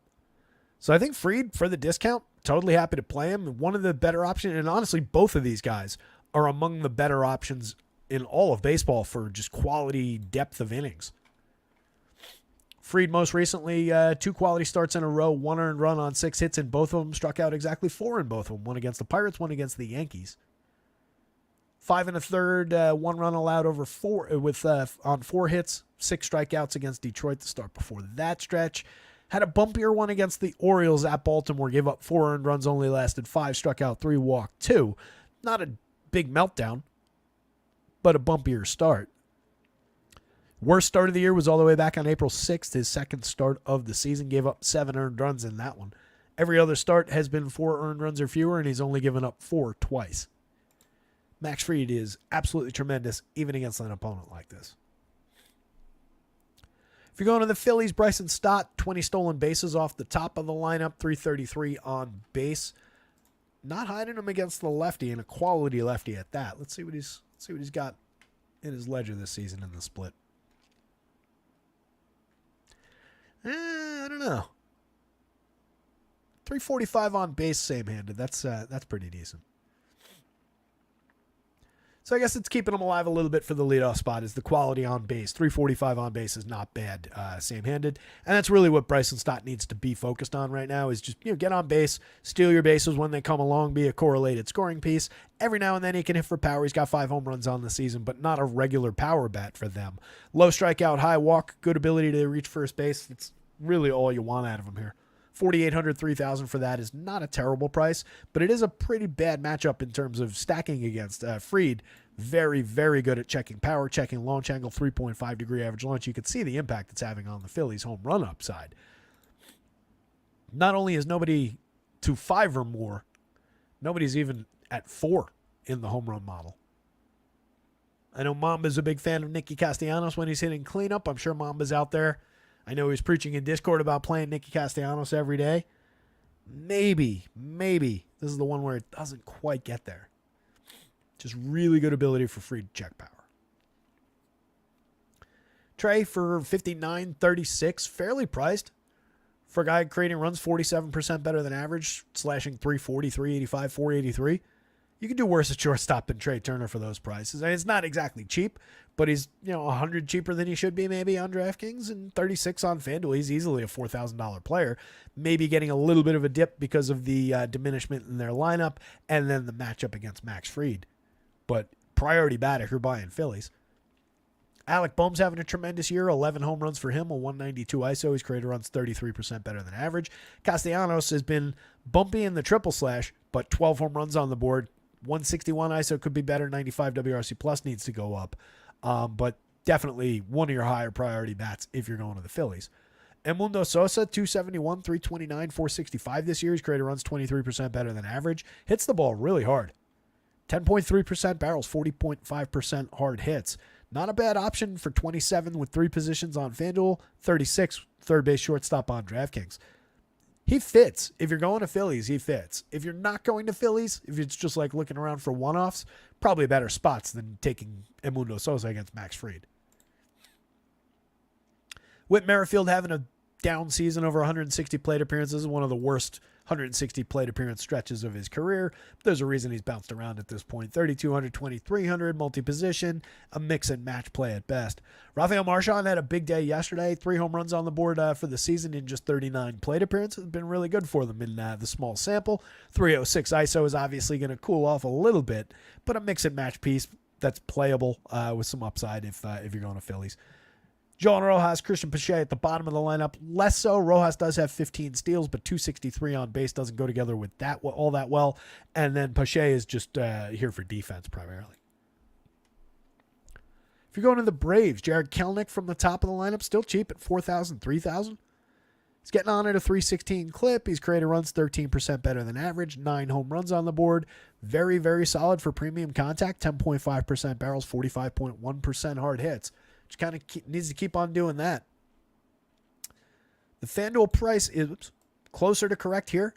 Even that could probably be slightly higher, even against Aaron Nola. Definitely cheap here. 4,000 on DraftKings. That hasn't caught up to the quality. Not that he's been like a superstar this year or anything, but he is decidedly above average right now. Ozzie Albies, 52-34, underperforming his talent in a lot of ways. 6 home runs, 6 steals on the season, just a 100 WRC plus. Really needs to get it going. They might want to consider somebody else in that second spot for a minute.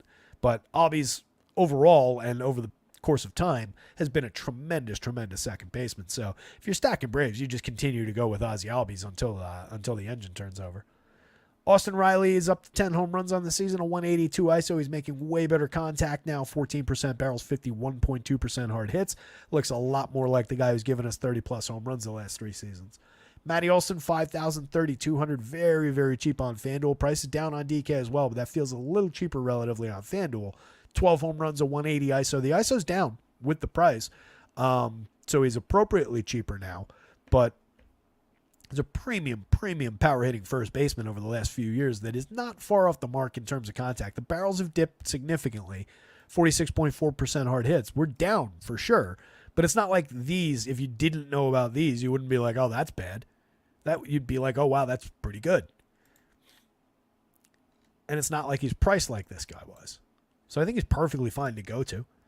Ozuna hitting 5th today, 17.7% barrels, 21 home runs on the season.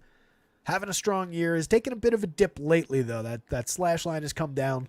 We're at 296, 379, 554, 258 ISO. Still tremendous overall, but it's definitely come down over the last few weeks. Darno, playable catcher, backup catcher with a ton of power upside. 10.2% barrels on the season, 7 home runs and 186 plate appearances with a 204 ISO. Tremendous catcher bat for very cheap pricing. Adam Duvall is a righty with just a little bit of power and home run upside. He's got 6 homers on the season, just a 125 ISO over 221 plate appearances. Sub Mendoza and pretty limited elsewhere. 3,100, 2,600 is cheap for Orlando Arcia, but that's thinking about Orlando Arcia from last year. This year, we really haven't got much out of him. 40% worse than average for run creation. Eli White, just like a mix and match piece for the dead min at the bottom. If you're going there, you can include him for the discount. White has over 406 Major League plate appearances in his career. He was with Texas previously. 9 home runs, 17 stolen bases. He's slashing 181, 259, 288. That's going back to 2020. 4 corners game for sure. You can play either one of these teams against either one of these pitchers, but you probably shouldn't. It's probably pretty limited. If I had to pick, I think I'd take pitching in this one. And it would really be either one of them. You can play the price game because they're one's higher than the other site to site. So price, ownership, let that dictate your favorites. Both pitchers on the board a little bit more than the two teams. I could see 7 innings of quality out of both of these guys. If I had to pick, I would probably go Nola, just with the added strikeout upside that he gets facing that Braves lineup. I think that's the direction I take. Over time, Nola's been the better strikeout pitcher, the better fantasy ceiling pitcher. Outside of those days where Fried just goes like, 9, gives up 9 shutout innings and gives up nothing and finds a few strikeouts. So like Nola, Fried, very, very close, and then bats either way. If you want them, they're there, but they don't look great. And we will try and pick up the pace a little bit here. Get that Rangers lineup in.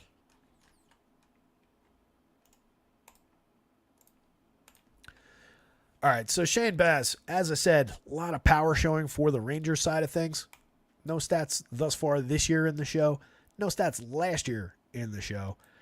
Back in 2022, he struck out 25.6%, but he got dinged for power. So that's where some of those results are coming from. It's a little difficult to say that we can take that away or like make excuses for it.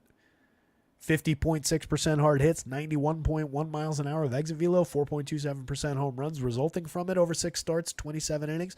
It's extremely small sample, but it's what we've got to work with right now.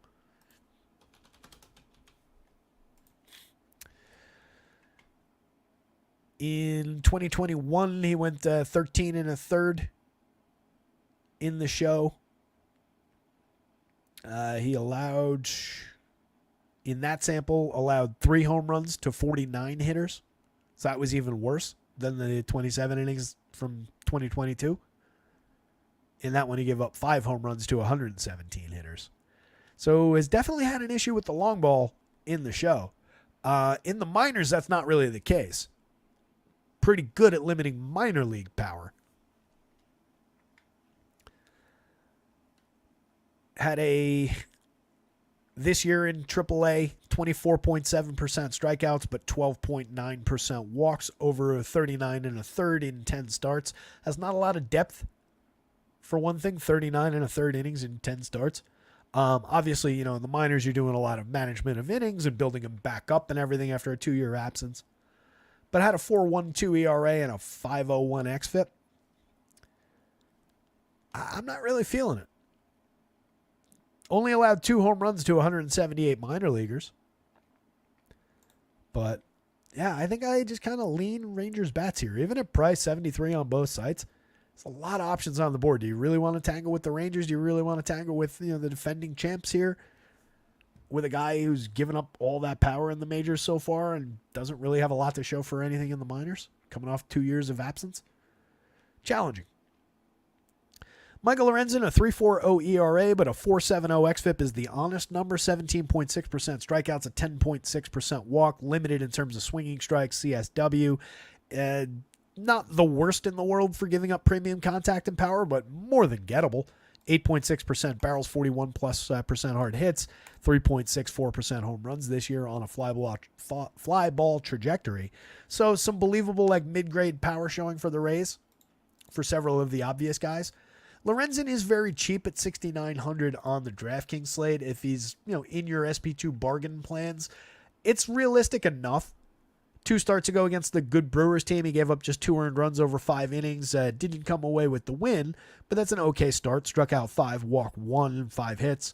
He allowed 5 runs on 4 hits against the Orioles at Baltimore in his last start. 2 home runs, 3 strikeouts, 4 walks. That's an obvious meltdown. So like those 2 starts are basically, that's the dichotomy that you're going to be dealing with, right? There's big downside, only moderate upside for your money.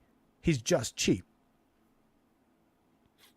I don't know that leads us, sprinting toward Rays bats to go against him necessarily. I'd much rather have Rangers bats against Baza in this one. For one, the Rays have dramatically underperformed this season.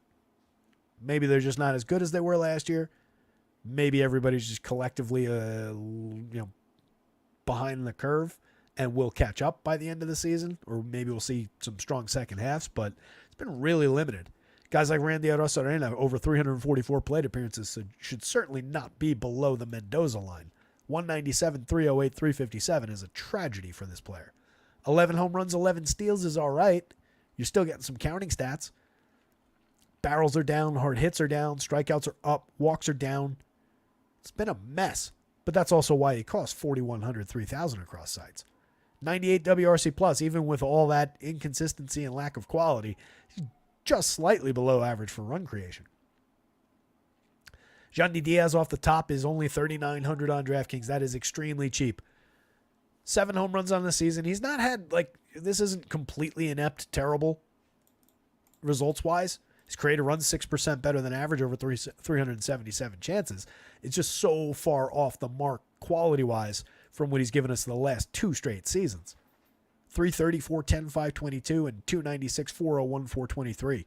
64% and 46% above average for run creation in the last 2 years. Low strikeout, medium walk, hitting the ball hard. Barrels are down. That's where some of the power went. The quality's been way down, but the price dipping with that makes him one of the top priority bats if you're going to this team. Brandon Lau's high priority on this team, 3,800, 3,000 across sites. A lot of barrels and hard hits. That's always been the case with Lau. He's got 8 home runs and a 252 ISO over 152 plate appearances. So he's just right on track with who he's supposed to be right now. There's a bit of a discount baked in on DraftKings. 3,800, he should definitely be more highly priced.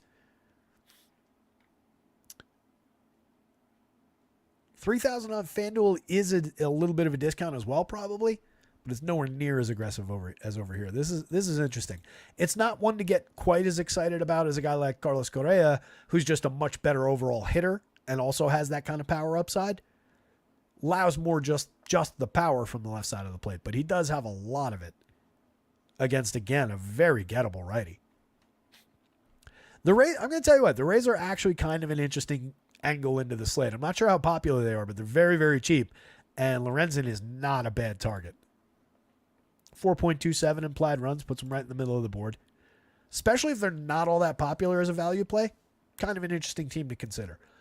Josh Lowe, 37, 29. A lot of talent there. 5 home runs, 6 steals, and 135 plate appearances. A 190 ISO, 3% above average for run creation.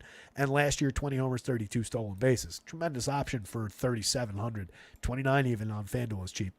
Arozarena, again, just 41, 3,000, even with the underperformance. The counting stats alone are worth that, and he's got a lot of upside. Richie Palacios has had an okay season. 4 home runs, 13 steals, 5% above average for runs. Jose Siri has 11 home runs and 8 stolen bases, a 196 ISO. There's a lot of power upside there. Very limited in terms of reliability, but he's very, very cheap. That's kind of baked into your pricing. I think I skipped over Isaac Paredes. He's their best hitter. 3,400 is correct on FanDuel. 4,200 is way, way low on DraftKings. 14 home runs, a very solid triple slash this season, a 203 ISO, 144 WRC plus from a guy who, again, last year, 31 home runs, similar kind of slash line, 137 WRC plus, 238 ISO. There's no reason in the universe that Isaac Paredes should be that price. I'm going to recontextualize this again for DraftKings, actually. Considering that Paredes is so cheap, in with everybody else being so cheap, this is becoming more and more of a priority value stack on DraftKings. I kind of like it. I forget where they ranked on the board, but that's got some appeal to it with them as cheap as they are over there. It's a little bit less so on FanDuel. Everybody's just a little bit discounted from where they should be. These are dramatic discounts on the DraftKings slate. Palacios playable, multi-position on DK for 33, but just kind of a mix and match quality. I was on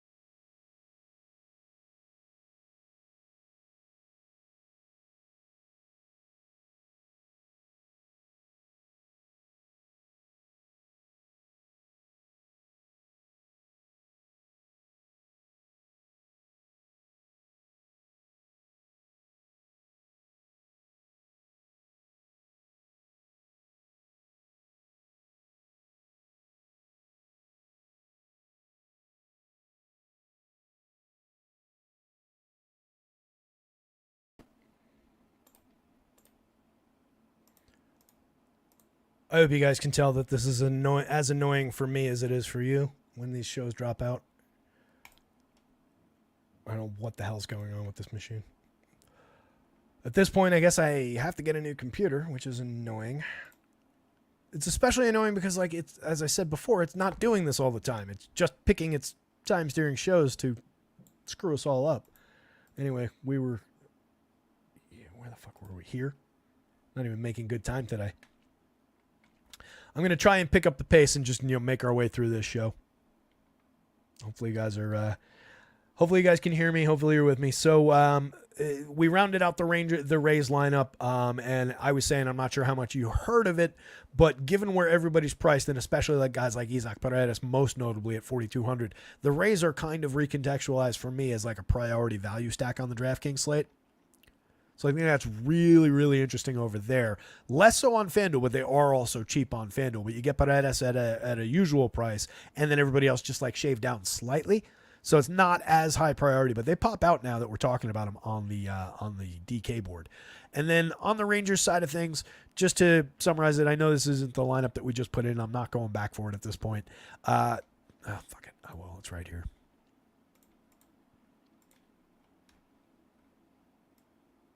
Oh, the Rays lineup actually came out as well. It's exactly what we've got in there, I think.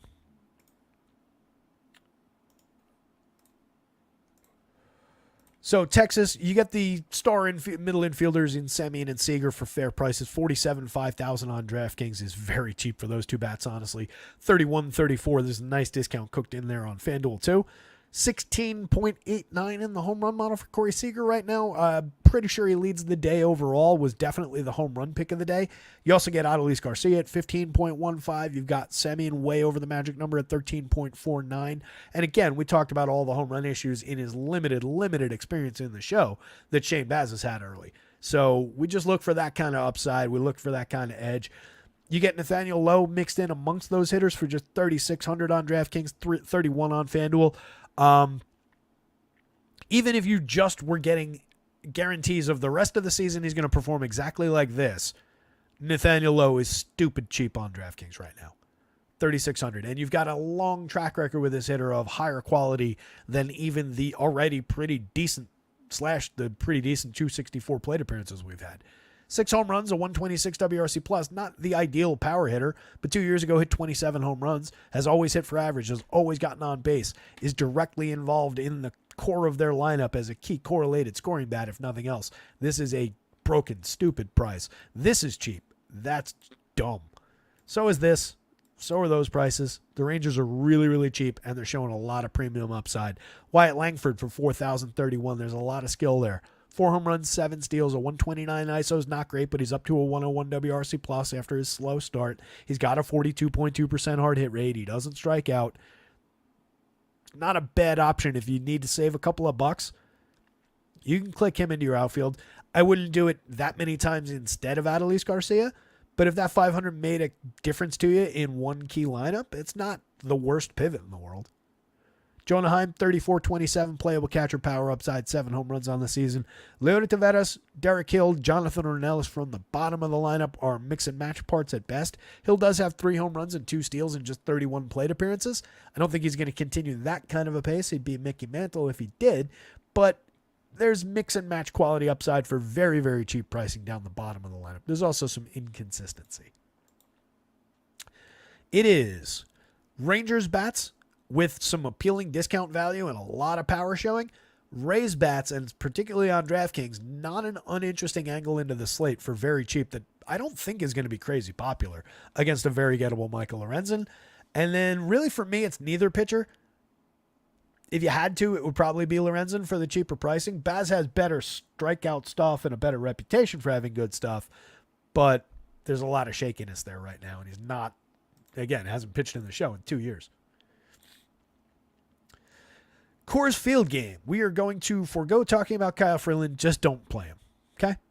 Cole Ragans, 8,200 on DraftKings. That we have to talk about. Ragans has a 3.33 ERA with a 3.12 xFIP this season. He's striking out just a hair under 30% of opposing hitters.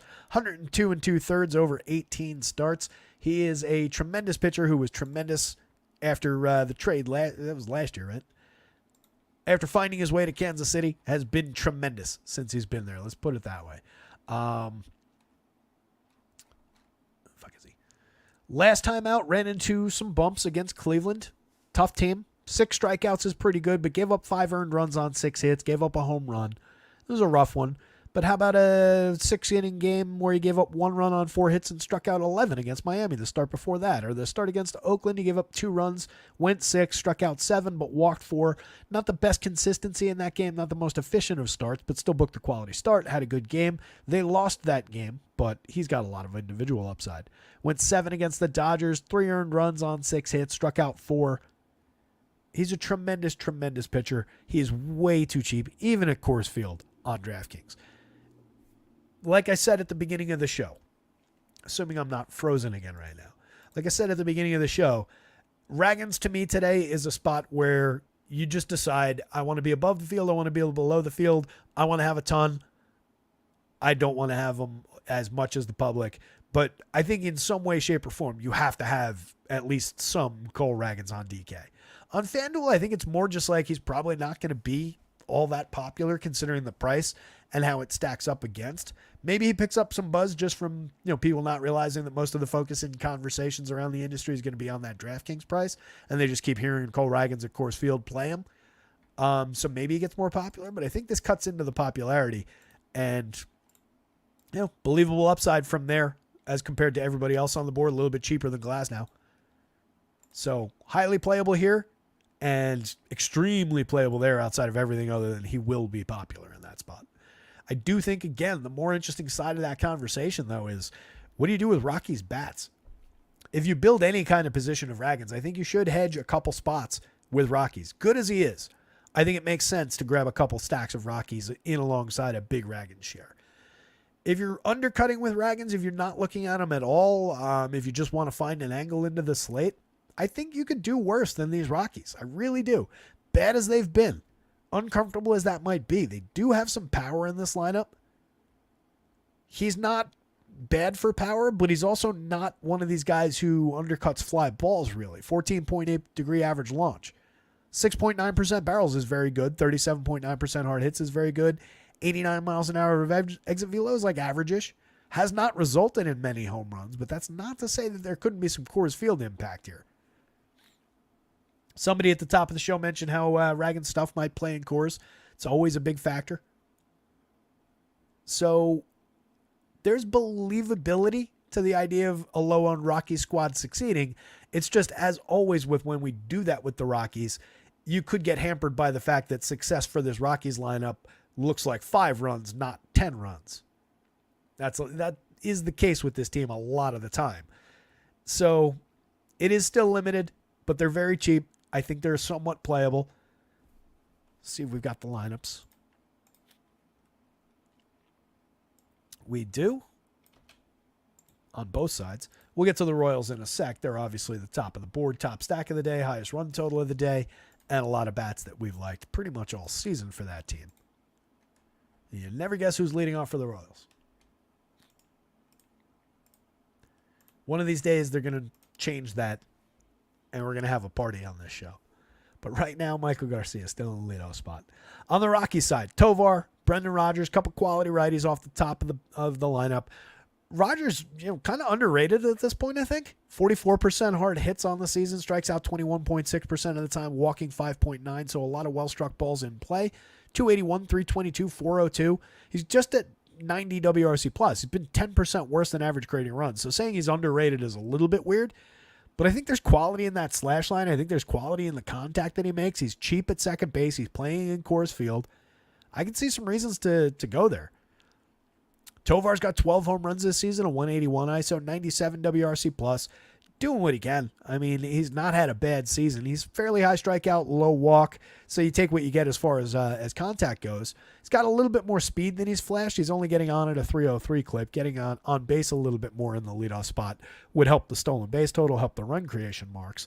But he's a quality enough bat at shortstop, especially considering the Coors Field of it. 14 homers for Ryan McMahon, a 185 ISO, 109 WRC plus. Been their best player for some time now and having a very good year. Still making very, very good contact. Even as some of the numbers in the slash line come down, the premium contact's really been stable and significant so far this year. Elias Diaz, very playable, 45-31, 305, 349, 436 slash line, over 238 plate appearances. Pretty regular cleanup bat for this team. If you're going to Rockies, you're not skipping Elias Diaz all that often. Not even on FanDuel, where, again, no real clear-cut first baseman. Anybody with first base eligibility can be played somewhere else. Brenton Doyle for 48-35, 10 homers, 20 stolen bases. He's been absolutely tremendous for them this season. Very good source of counting stats. 1% below average for run creation. The ISO could come up, especially on the back of that kind of premium contact. But for 48-35, he's a playable part. This is a little bit high, but it's just a Coors Field tax. Stallings for 41-28, a second catcher that has an okay bat. Over 147, he's giving you 278, 370, 452. He's created runs 20% better than average with 4 home runs. A little bit of premium contact. 40+% hard hits last year as well. Nolan Jones is tremendous, just struggling a little bit to find his feet this season, but once he gets going, he's going to really go. We saw it last year in 400 and change plate appearances with a 2020 player. So a lot of stolen base and home run upside. Pairs well with the bottom of the lineup with Talia and Hunter Goodman. Two fantastic power bats. Talia, a switch hitter, will be getting his plate appearances on the right side. Hunter Goodman, a righty. 9 home runs in 154 for Talia with a 230 ISO. 7 home runs in 115 with a 241 ISO for Goodman. Both those guys can mash. Facing a lefty, but a very high quality lefty. Obviously, it's not a great spot for Rockies bats, but I think before you've even clicked on them, you kind of know that it's not a great spot. You're stretching something that was stretched to come in with, right? To begin with. But I see a lot of quality in those 3 hitters. I kind of wish they were just hitting here. So it's a stretch to go to the bottom of the Rockies lineup against Cole Ragans now. But those 3 guys are pretty compelling and pretty interesting bats for fair prices if you are doing it. It's more of a spot where, like, if I'm building 20 Rocky stacks and I want to have a couple 3-mans mixed into that, maybe a couple of my 3-mans are that group of hitters. They could effectively wrap around, though, to the top. You could go like 51, 53, and then these 3. It's okay.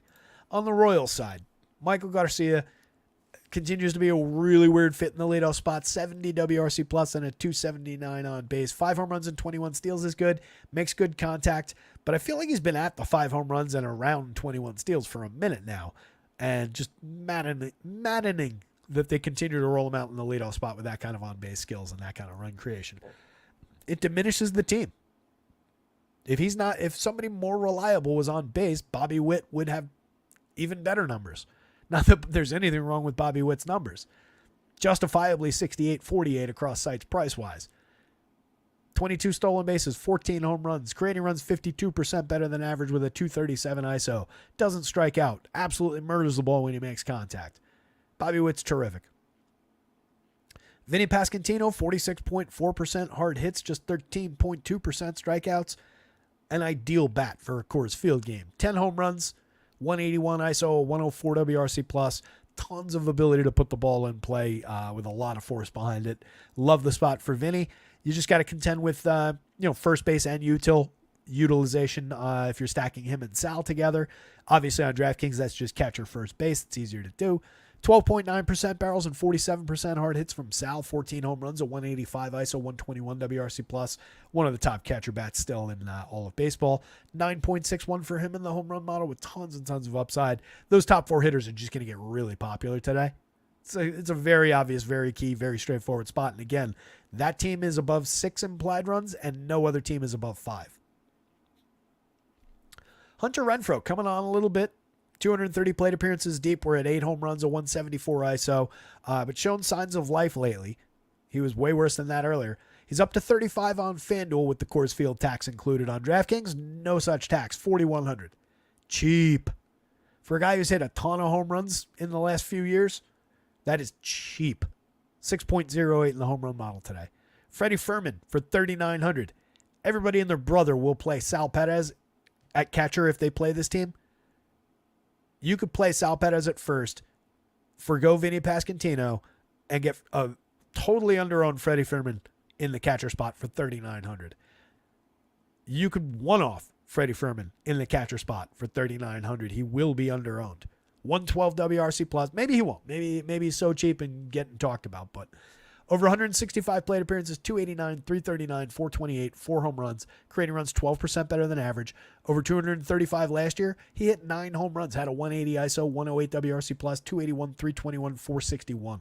Freddie Freeman is a dynamite angle into the Royals lineup on DraftKings, and honestly, he's totally playable on FanDuel. It's just you can't get this guy, and that guy in your lineup.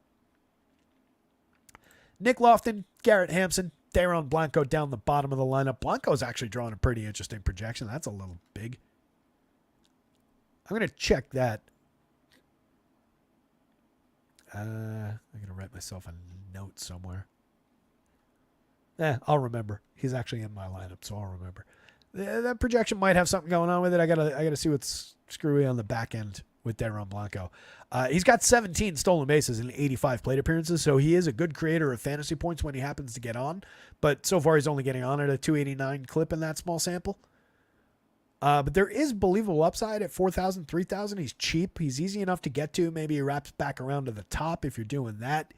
Pairs okay with bottom lineup guys, but you probably don't want too many of these guys.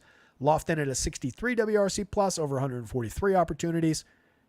And Hampson for 31.27, at least multi-position eligible on both sides, a 91 WRC plus, 5 stolen bases, and okay average, okay on base, but not a lot of quality there. Top 6 for the Royals is really interesting. Mix and match pieces here. Top everybody from the Rockies is kind of interesting. It's just a terrible matchup against Cole Ragans, but you get them low owned, you get them cheap. They're at Coors Field as well, and again, if you put this in a neutral site, what would they be? Low 3s against Cole Ragans? So they're getting a lot of Coors Field love here. It's just, like I said before, what does success for the Rockies look like? It's not usually 10 runs. It's usually more like, oh, look at the Rocks. They scored 6 runs tonight. Good for them. That game, by the way, ranked out as bats on both sides, then Cole Ragans. How about that? It's really probably just Cole Ragans because, he's up here. Less appealing on FanDuel for the money, but going to be lower owned. Super appealing over here. Going to be really popular. That's what you're dealing with. It is a personal choice with Cole Ragans tonight. The Astros lineup is the one we need.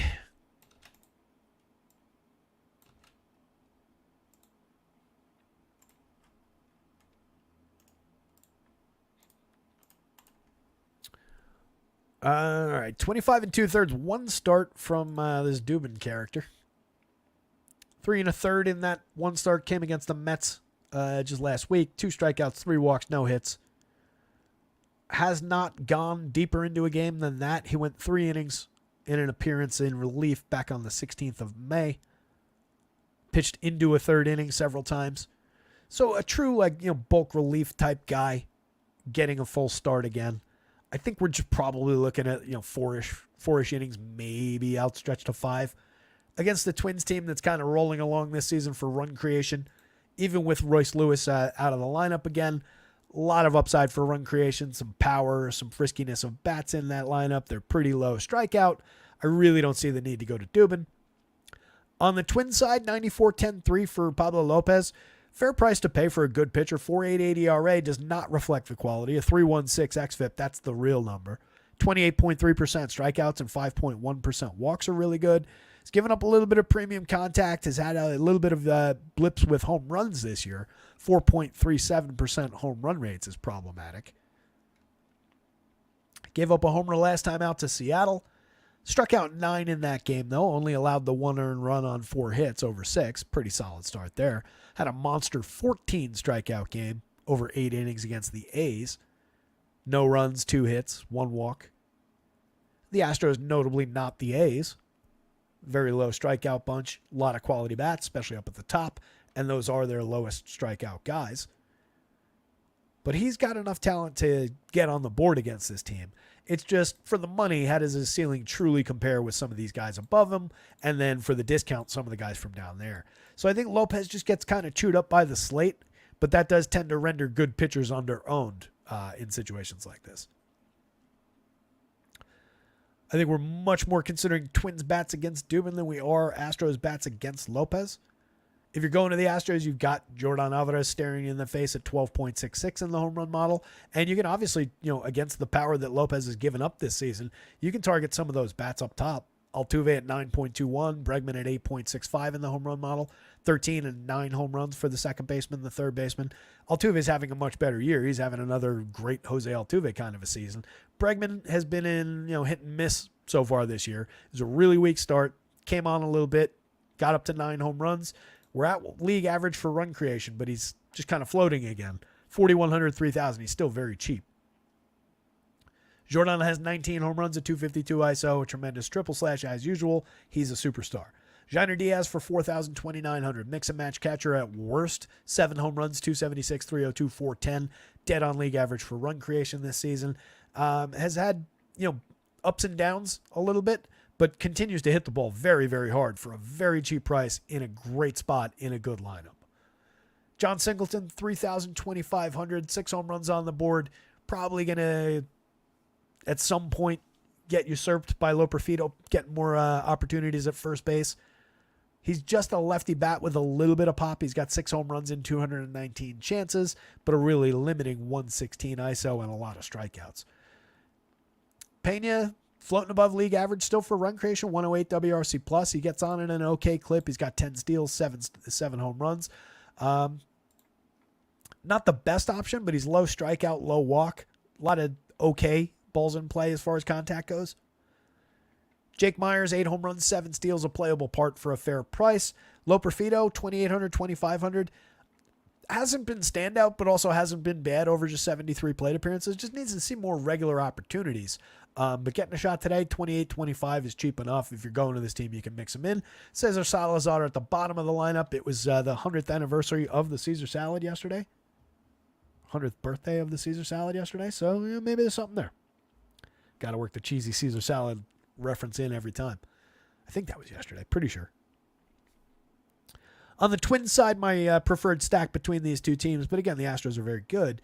Willie Castro having a very good year off the top, 129 WRC plus, 7 homers, 10 steals, a moderate power and pretty good speed threat, even though the numbers are not necessarily reflecting the speed upside so far this year. Last year he had 33 steals in 409 plate appearances, so you can see where some of that comes from. 355 on base so far this year. He's been absolutely terrific, scoring a bunch of runs, correlating well with the players that follow. Carlos Correa, 5,200. We're back up again on DK. They keep bouncing him around. 52 is still a little bit low for the quality we've gotten this season. 10 home runs, a 199 ISO, 51% better than average for run creation. He's 3,500 and he's totally playable on FanDuel. It's a priority bat in this lineup on DraftKings, and then everybody else is cheap, and that's true on both sides. For a team with only, we'll say Christian Vasquez at the bottom of the lineup, 37 WRC plus is obviously a tragedy.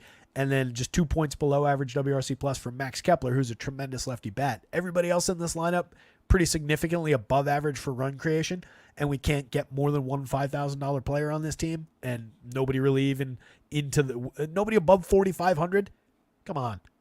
Nobody above 3,000 except the top 2 guys and I guess 3 guys on FanDuel. The Twins are way too cheap. It's another spot way too cheap. Twins bats plus Rangers bats, or if you needed to get even cheaper and stupider, you could go to the Rays bats. In these last couple of games that we've talked about are significantly discounted and somewhat interesting and pretty appealing. And honestly, the Astros, it's just a worse matchup facing Lopez, but the Astros are not all that expensive either. It's just you got to find room for the big bat or the 2 big bats. Continuing on with the Twins, Trevor Larnach for 4,000, 2,900 was what caught my eye initially and started me ranting about the cheap pricing. 8 home runs in 190 plate appearances, a 108 WRC plus, 43.6% hard hits with 10% barrels, and was better for premium contact last year. Low strikeout, medium walk, very capable player. Jose Miranda, a very good line drive hitter, 41.1% hard hits, slashing 312, 354, 504, a 192 ISO, a 141 WRC plus over 254 chances. Absolutely. Fire away Jose Miranda shares. Carlos Santana has 12 home runs and a 182 ISO, and his creator runs 15% better than average and costs 41.29 across sites. Another tremendous bargain. Kepler, 42.27, totally playable. Diminished so far this year, but a guy who's hit a lot of lefty home runs and has had a lot of quality in that bat over time. So happy to get shares of Max Kepler if he's cheap and under-owned. Buxton for 43.32. DraftKings is yet to account for the surge. You should not make that mistake. He is way too cheap. 10.1% barrels, 47.2% hard hits. We're not that far off the mark from previous quality. Up to 8 home runs in 241 plate appearances now. It was way off the mark just a couple weeks ago. 262, 315, 466. That's rounded into form. Still has room to improve, but it's rounded into form. 204 ISO is a well above average ISO. Star caliber ISO, back to trending toward where he's been in the past. 120 WRC plus. The 20% above average for run creation alone justifies a higher price than this. 3,200 on FanDuel is still a little bit cheap, but they're still way behind the curve. Brooks Lee is still the dead min on DraftKings at 2,000. 8 plate appearances in. He's 4 for 8. Two runs driven in. 176 WRC plus. A high-end prospect getting a shot here. Switch hitter. Dead min price at third base. 2,500 on FanDuel. You get shortstop eligibility. And then Christian Vasquez is also going to be wearing a Twins uniform tonight. Twins bats, especially with the value. Pablo Lopez after that. Astros bats after that. Astros are more just like mix-in quality.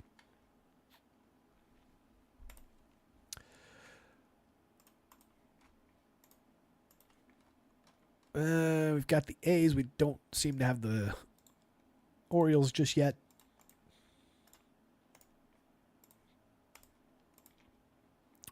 So Albert Suarez going up against the A's, getting a little bit of projection bump from that for 7,600, 7,400. Over 59 in the third in 10 starts this year. He's got a 2.43 ERA, but a 4.68 xFIP. 17.9% strikeouts with 8.8% walks. Pretty solid 10.9% swinging, but we're not throwing enough strikes overall. Limited barrels so far this season, limited hard hits and exit velo, just 0.08% home runs, despite a bit of a fly ball trajectory. That could certainly change. It almost definitely indicates that he's gotten lucky so far in his 10 starts this season. The difference between the ERA and the xFIP told us that. But does that necessarily change tonight in a matchup against the Oakland A's? My hypothesis is no, it doesn't necessarily change. 6 innings in his most recent start, just 3 hits allowed. Only struck out 2, but he didn't walk anybody and he didn't give up any runs. Booked a quality start and got a win against the Texas Rangers. You give me that with 2 more strikeouts on top because you're facing the A's today? That's a good outing for the money. I think Suarez is totally playable on both sides. 76 fits right into the mix as a value option on DraftKings. 74, if you don't believe in Drew Thorpe, you could absolutely go to Suarez. He projects out slightly better. Just as good a matchup. Cheaper. Like I said before, when I noticed that he was 300 cheaper on FanDuel, I got to go back and see what that buys me now. I also might click some Twins into my life. Looking the other way, Hogan Harris has really not any of that same appeal. Going up against the Orioles, one of the best lineups in all of baseball, regardless of who ends up being in it. I'm just more inclined to draw some Orioles bats here. They had one of the bigger run totals on the board. If this ticks up a little bit as we get closer toward lock, we go above 5 with just a half run added on. See a lot of upside for the Orioles bats and really none on a day where there are a lot of value options on the board. No reason to go to Hogan Harris here. Gunnar Henderson, 14.43 in the home run model. He's got 27 on the year. He's also stolen 13 bases, 316 ISO, 176 WRC plus. One of just the very best hitters at any position in all of baseball right now. Has been absolutely fantastic. Totally worth the money against this pitcher. Lefty-lefty doesn't factor into the equation in this spot.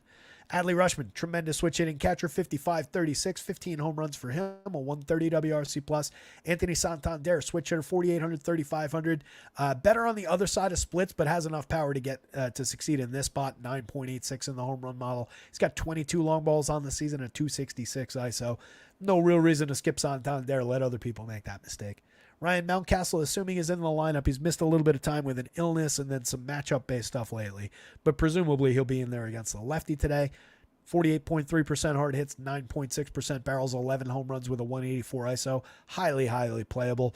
And honestly, way too cheap on DraftKings. 4,300. That's too cheap. I'm sorry. That's too cheap against Hogan Harris. Just is. 9.8% barrels allowed, 15.6 degree average launch, 40.2% hard hits, just a little bit above 89 miles an hour of exit velo and a 3.55% home run rate. 2 games this season where he's given up 2 home runs in his 6 starts. Totally targetable. Ryan Mountcastle is way too cheap on DraftKings. Need to call that out.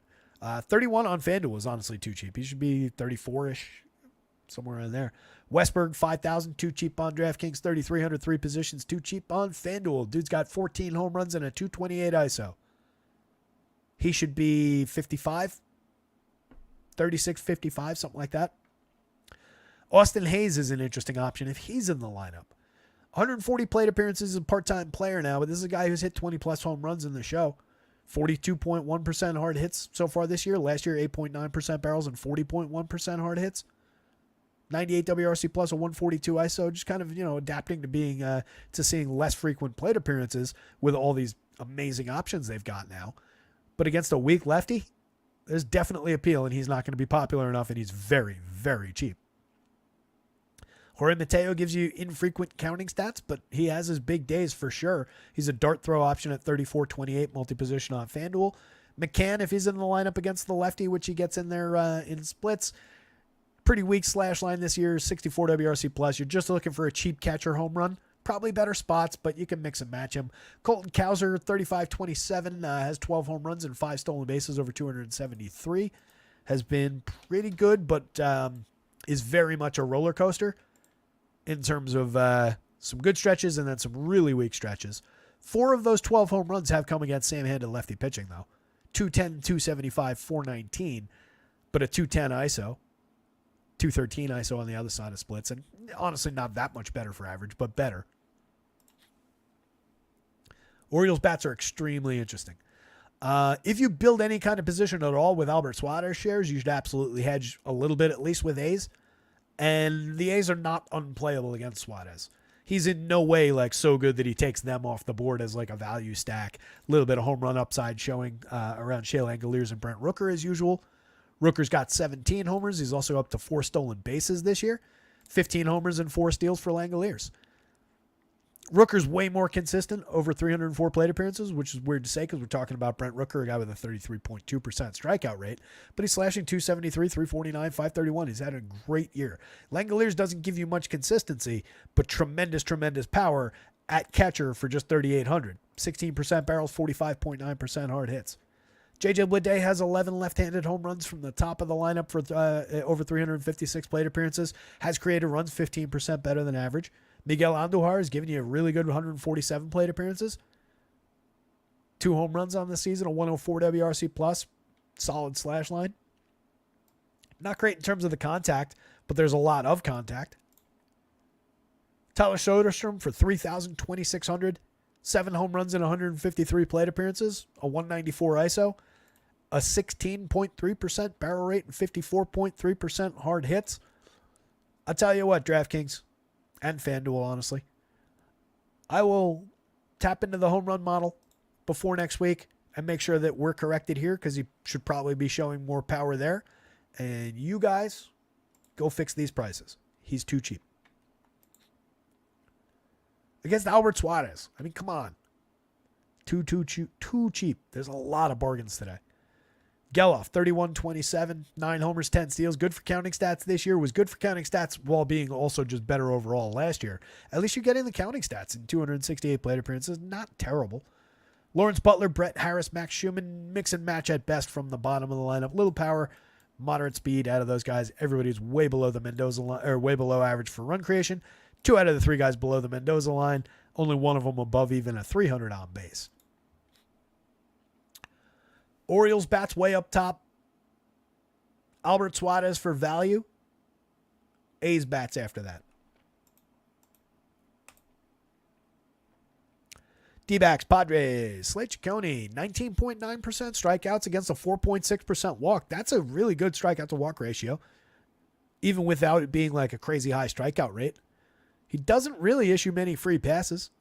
1.26 whip is honestly a little high for a 4.6% walk rate, but it shows the lack of quality in a lot of his other stuff. Gives up a lot of hits. Gives up an absolute ton of premium contact, 11.2% barrels. Just 35.8% hard hits, 88.2 miles an hour of exit velo isn't bad, but nearly a 5% home run rate is awful. Below average stuff, 5.81 ERA, 4.40 xFIP, just 8.9% swinging with a bad CSW.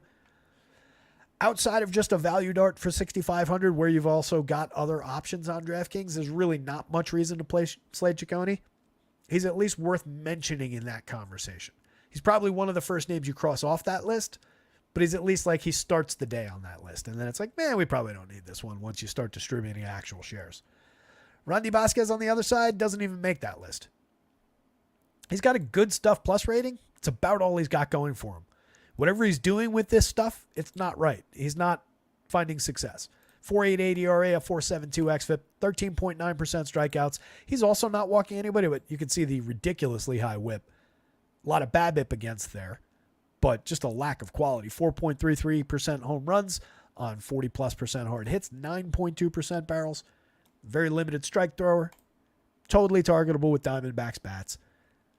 It is much, much more about the bats on either side.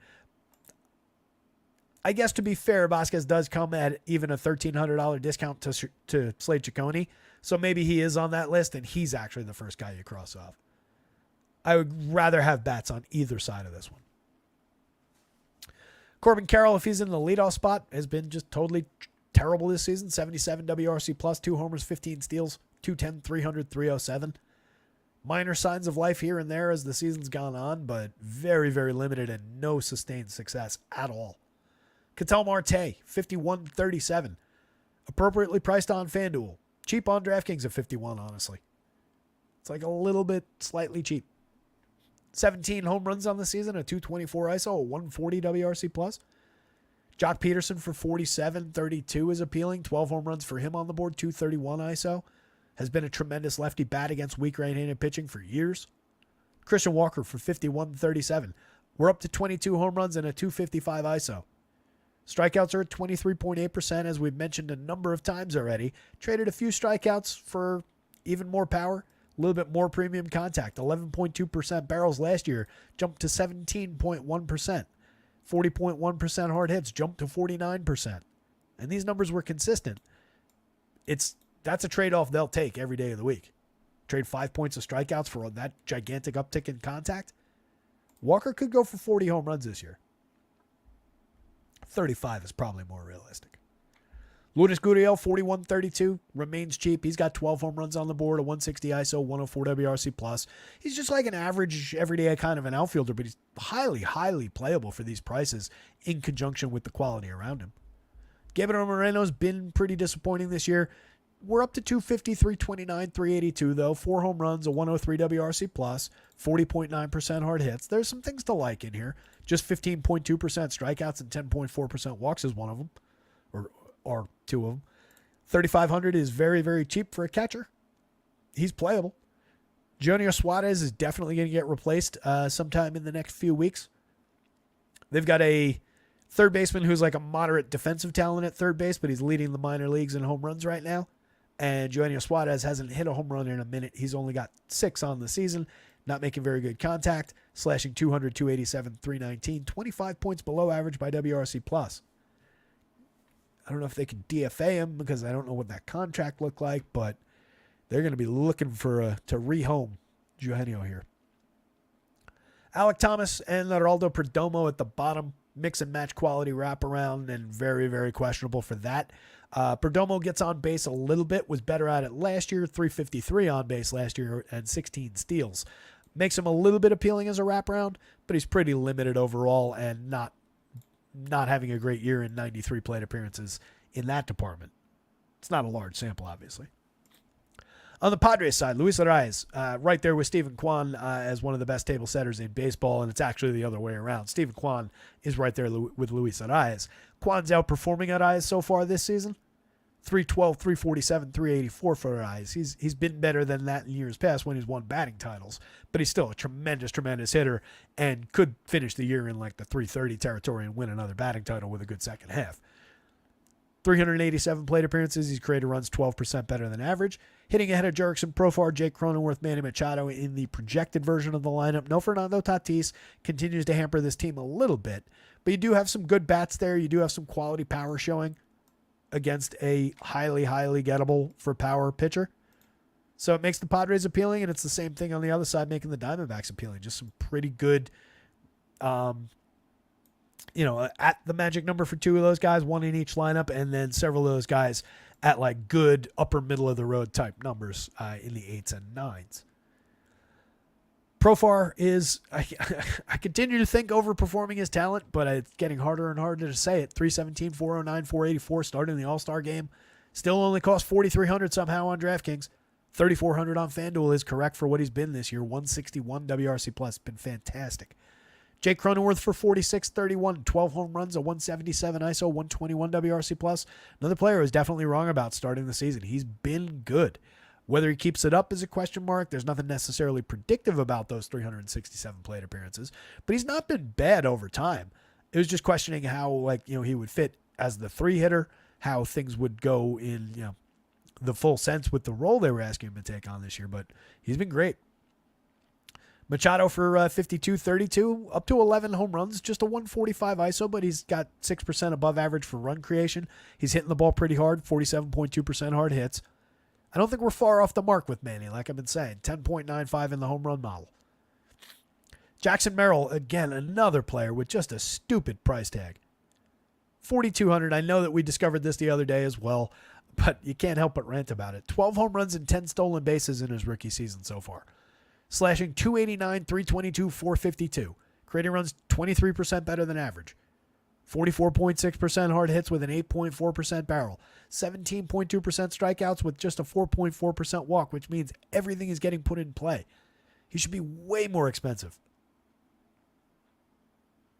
Solano for 32-26. Playable, better with multi-position on FanDuel for the cheaper price, but highly playable at third base on DraftKings for 32 if you're stacking Padres. Not that you necessarily want to skip Manny Machado for him, but if you could save $2,000 in a specific lineup to do that, and that buys you a significant pitcher upgrade, let's say, it's not a crazy decision. Solano's good. Creating runs 27% better than average, slashing 296, 361, 408. You take a big hit in power upside, but you kind of replace that with a guy who probably the more likely of the two at this point to go 3 for 5. David Peralta, mix and match quality. Kyle Higashioka, tons and tons of power and premium contact upside. 9 home runs and 110. We've seen multiple times this week that he hit 10 home runs in 250 plate appearances each of the last couple years. He had a great June. We'll see if it continues.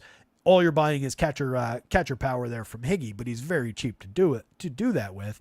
And then Ha-Seong Kim, 10 home runs, 17 steals, a 108 WRC plus. Mix and match part at worst for counting stats, and he's a lot better than that overall.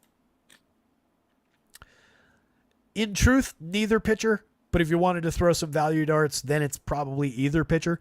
They're both similarly bad. Ciccone is by far the better of the two, so I guess I shouldn't say they're similarly bad. Similarly bad like DFS plays. Vasquez only clings to any kind of relevance because of the price difference between him and even Slate Ciccone on the other side.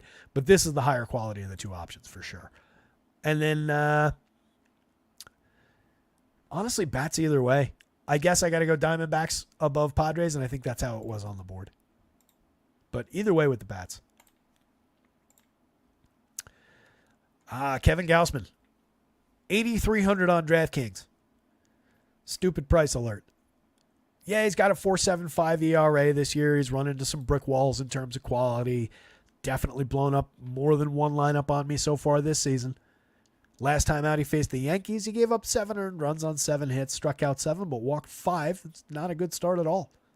3 earned runs in the start before that, went 6. That's a quality start. Gave up 4 total, 5 hits, struck out 5, walked 1, but 2 homers allowed. That was in Fenway against Boston. 4 earned runs over 5 2/3 in Toronto against Boston the start before that. Didn't get the quality start. 4 strikeouts, 3 walks. Also gave up 2 homers in that one. Got to go all the way back to a start against Oakland on June 8th. Complete game shutout, 5 hits, 10 strikeouts, 1 walk. That was his second 10 strikeout game of the year. First one came in just 6 innings against Detroit. He's got monster upside. Considering this is the Seattle Mariners team that we've targeted all year with way worse pitchers, guys who have not in seasons past been at just last year 31.1% strikeouts, year before 28.3%. Terrific run numbers, excellent swinging strike numbers. Kevin Gausman is a very high-end pitcher, just not having the greatest of seasons. Facing this Mariners team tonight could help change that. This is way too low. He should be 95, 92, somewhere in that territory. You're getting at least like a $700 discount on Gausman today. 9,000 on FanDuel. By comparison to some of the guys at the top of the board, especially considering that he is one of the guys at the top of the board, he ranks second. That is just cheap. I would rather, 100 times out of 100, I would rather play Kevin Gausman against Seattle for 9,000 than Luis Castillo against Toronto for 91 on the other side of this game. Castillo's tremendous too. He's a great option, but you'd throw him against a higher quality team with a 19.9% strikeout rate instead of taking the bad team with a 27.6% strikeout rate. On DraftKings, it's a no-brainer as well. It's $400 of separation. Castillo's coming in 104 2/3 in 18 starts. Good depth. 3.87 ERA, 3.84 xFIP, 12.2% swinging, 23.8% strikeout rate. These guys are pretty similar. You know, if you just ignore the ERA for a minute, everything else about both of these guys is very aligned. Both these guys can get dinged for a little bit of power. That's an aggressively high barrel rate that Gausman's allowed so far this year, but that's not a low barrel rate that Castillo's allowed. 40+% hard hits for both guys. Gausman's been over the number that we're looking for exit velo, but Castillo's closed in on it. That's not far off the mark from 90 miles an hour of exit velo. Just a little bit less opponent-based ceiling for Castillo. He could absolutely go out and strike out 10 of these Blue Jays on the right night. He is that good. But that would be more him feeding it, where the Mariners are going to help Gausman more often than not. Showing not all that much power, just 7.71 for Cal Raleigh, the one of 2 guys above the magic number for home run upside. Mitch Garver, the other one, at 5.17. Get a little bit more power upside on the other side of this one with Vladdy, with Danny Jansen, with Dalton Varsho. Even George Springer at the top, at least halfway to the magic number. Davis Schneider further down the lineup, halfway to the magic number. Bats on both sides are going to be playable here. It's much less so, in my opinion, on the Mariners side. I'm much more inclined to go to Blue Jays against Castillo if I do roster bats. But it's more of a pitching spot. Vladdy Guerrero is only 4,900, 3,300 against a pitcher who is allowing a fair amount of premium contact and some home runs this season. Vladdy's all the way up to 13 home runs already. Remember when it was a problem that he wasn't hitting for power? That's not really the case anymore. And he was always driving the ball, just wasn't seeing the home run results. Wasn't seeing the extra base hit results quite as much. We're up to a 171 ISO and 13 home runs as part of this awesome surge that he's been on lately. 142 WRC plus on the season. Never stopped making fantastic contact. The prices have just been wrong all this time. And on DraftKings, certainly it continues to be. FanDuel, they're off by $300-400. Springer from the top, 3,800, 3,009 home runs, 9 steals on the season. A mix and match part who's really underperformed his talent level, but we are getting a little bit long in the tooth for Springer. We'll see if he rounds into form as the season goes on. He is still low strikeout. Look for balls in play. He's very cheap in a potentially good correlated scoring spot in the lineup. That said, he has a down lineup more often lately, but they have moved him back up to the top in recent games. Spencer Harwitz, on-base machine. 430 on base over 86 plate appearances. A little bit of power from the left side so far this year. More known for the bat, for the hit tool, for the on-base skills and correlated scoring. And he's tremendous just for that at 4,100, 2,800 with second base eligibility across sites. Just plug him into second base in your Blue Jay stacks easy enough. He is a good option. Bo Bichette, 42.26 is ludicrously priced considering the name on the jersey. but not inappropriately priced considering the performance this year. After Corbin Carroll, Bo Bichette might be the second most disappointing player in baseball this year. It's been really bad. Tough to play at this point, but the price helps. The name recognition helps. If memory fails you, Bo Bichette was this guy last year and that guy the year before. Pretty fantastic. Danny Jansen, good catcher power, 6.79 in the home run model. He's got 5 over 191 plate appearances. A lot of inconsistency in there as well. Not a super high strikeout guy. Just doesn't really see consistent results in terms of average or on base. But a good run creator, decent power hitter for cheap catcher. Varsho, just 39, 3,000. Has 11 home runs, but he's sub Mendoza, 283 in the on-base department. 203 ISO, you're just looking for cheap upside for a little bit of power there. Davis Schneider has a 14.1% barrel rate, 10 home runs in 280 plate appearances. Everything else pretty inconsistent out of him, too. Ernie Clement, Kevin Kiermaier, at best mix and match pieces from the bottom. Clement, not a bad triple slash over 167 opportunities, 4 homers, 3 steals, but 10 points worse than average for run creation. Sub 300 on base. There's more not to like than to like in that. If you go to the Mariners, you've got a really diminished J.P. Crawford at the top, getting on just at a 307 clip, 96 WRC plus, limited output overall. Mitch Garver and Cal Raleigh, both sub Mendoza, just power hitting catchers. You can't play them together, so it really diminishes the stack, especially if they're hitting next to each other on DraftKings. You can play them together on FanDuel, but why would you? There's really not that much appeal here. 190 ISO, 191 ISO. They are the 2 best power hitters on this team right now, but it's very limited against Kevin Gausman, even against this version of Kevin Gausman, I should say. Luke Raley for 41-26, 9 home runs, 6 steals, a 107 WRC plus. Been one of their better players, but has been fairly limited himself.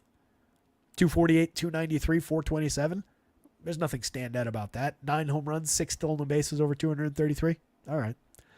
Julio, 5,000, 2,700. DraftKings, out of all players in baseball, to keep him at 5,000 or higher, while everybody else that I've mentioned so far in this show is languishing in the 4s and the 3s, is just bonkers.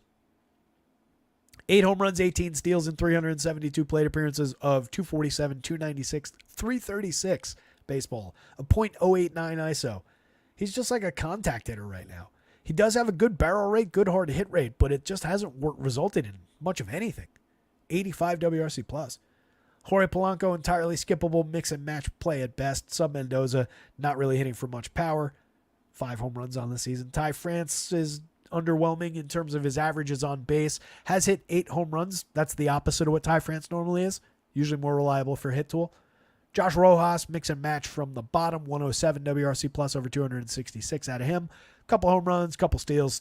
Nothing to write home about. And then Mitch Haniger, if he's hitting 9th, is kind of an afterthought. No real on-base skills, no real wraparound appeal. He's just a power bat. He is barreling the ball a little bit. He is getting some hard hits. It just makes more sense to have him here. Polanco probably a better fit down there, but it's really Josh Rojas who should be hitting 9th. Gausman, followed closely behind by Castillo. And then Blue Jays bats over the Mariners bats, but Blue Jays not nearly a priority. It's much more about pitching in this one.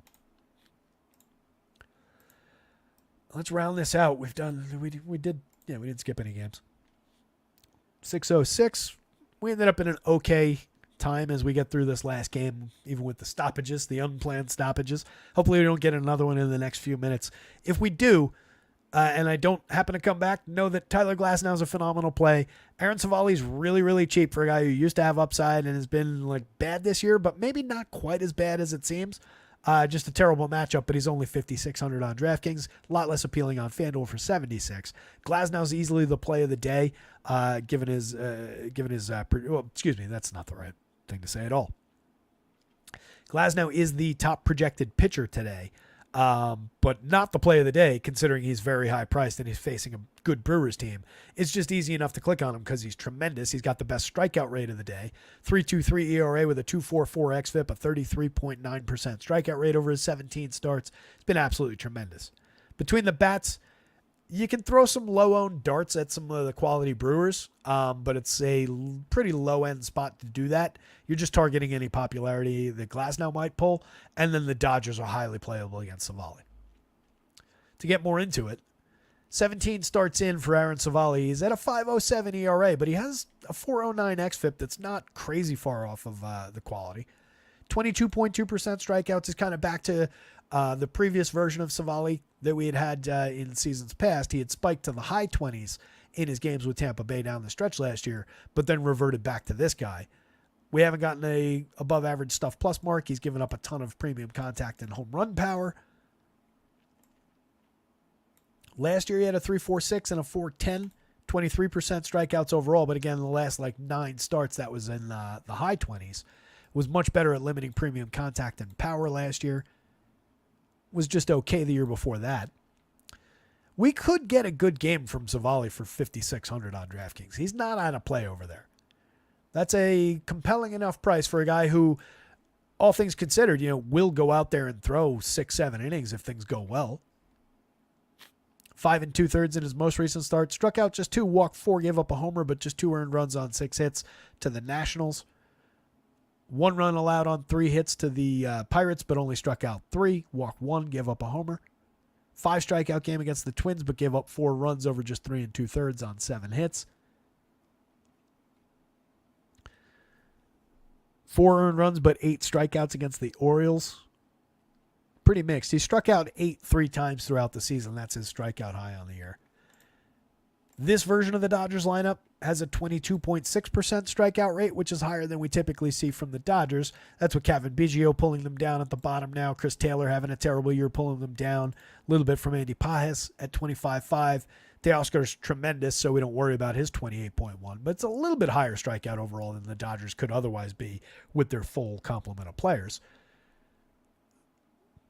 Doesn't necessarily help Savali, and there's still major threats here. Teoscar and Shohei both above the magic number. Will Smith just below it. Freddie Freeman a little further down than that. All 4 of those guys, tremendous power upside. Everybody is, the lowest ISO in that group is Will Smith at 195. Everybody else well above 200. Everybody's a dynamite run creator. Shohei steals bases. Lots of like at the top of the Dodgers lineup. We're not breaking any new ground at the end of the show on that one. Any way you can put those guys together, do so. You can help lower the price by using Andy Pajes. 11.3% barrels, 43% hard hits for Pajes. 8 home runs in 278 plate appearances. Just a 154 ISO, but that's fine over the first 278 plate appearances. The premium contact is excellent. 8% better than average for run creation. I feel like a lot of stuff rounds into form as he continues on. So not worried about the ISO being a little bit below where you would want it in the long term. Check back with me end of season. Let's see if that's closing in on 190s, 200. Miguel Rojas, 38.25 multi-position on FanDuel. Having a good 168 plate appearances so far. Not the most appealing hitter in the world overall, but a mix and match play for a cheap price that helps you get to other Dodgers. You can go there. Just a shortstop on FanDuel or on DraftKings kind of diminishes the appeal. Getting the multi-position for $2,500 on FanDuel is a little bit better. Gavin Lux has been pretty bad this season despite a lot of expectations. Chris Taylor's been awful despite a long track record of being a very, very good super utility type guy. And then Kevin Biggio has just been pretty bad for years. There are skills there. That's why he caught on with the Dodgers in the end after getting finally clipped from the Blue Jays. But he hasn't been any better with the Dodgers, really. Glasnow, again, 3.23 ERA, but a 2.44 xFIP is just absolutely microscopic.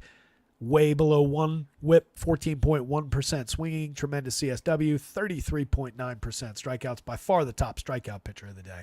Just very expensive for the effort. And facing, again, a pretty good Brewers lineup, 20.3% strikeouts and 11% walks. Even against the fairly low walk option like Glasnow, this team could find their free passes. They're not going to help them out on the fringes of the strike zone anyway. You got a little bit of power. You got a lot of speed in this lineup. You've got a lot of good on-base options in this lineup. Again, it's another spot where it's like you can get a good team against what will be at least a moderately popular pitcher from the top of the board that will render this team, the Brewers, low-owned on the other side. 2 ranked for 49.32, 28 stolen bases, 291, 352, 415. Tremendous off the top, a 119 WRC+. William Contreras, one of the top catchers in baseball, 49.5% hard hits, 10 home runs on the season. Fantastic slash line, 128 WRC+. Christian Yelich, is tremendous player. 5,700, 3,900, could be a little bit more expensive, 6,000, 4,000 plus across sites. 9 home runs, 19 steals, 60% better than average for run creation. Fantastic slash line. Awesome player. 4,900, 3,200 at shortstop for Willy Adames. 13 homers, 10 steals. You're just getting counting stats out of Willie. That's all you really need. He's a little bit cheap on DraftKings. Maybe a couple $100 cheap on FanDuel too. Garrett Mitchell has had 13 mediocre plate appearances this year. He's a mix and match piece in the outfield. If he's hitting 5th, there's more appeal than if he's hitting like 9th. Reese Hoskins for just 4,100, 2,800. 11 home runs, a 174 ISO, just at league average for run creation. 12% barrels is what's drawing the eye for me. Hard hits are down a little bit compared to 2 years ago, the last time we had him for a full season. But I like the upside second half for Reese Hoskins. 9.09 leads the Brewers in the home run model today. Sal Frelick, mix and match piece, 269 average, 346 on base.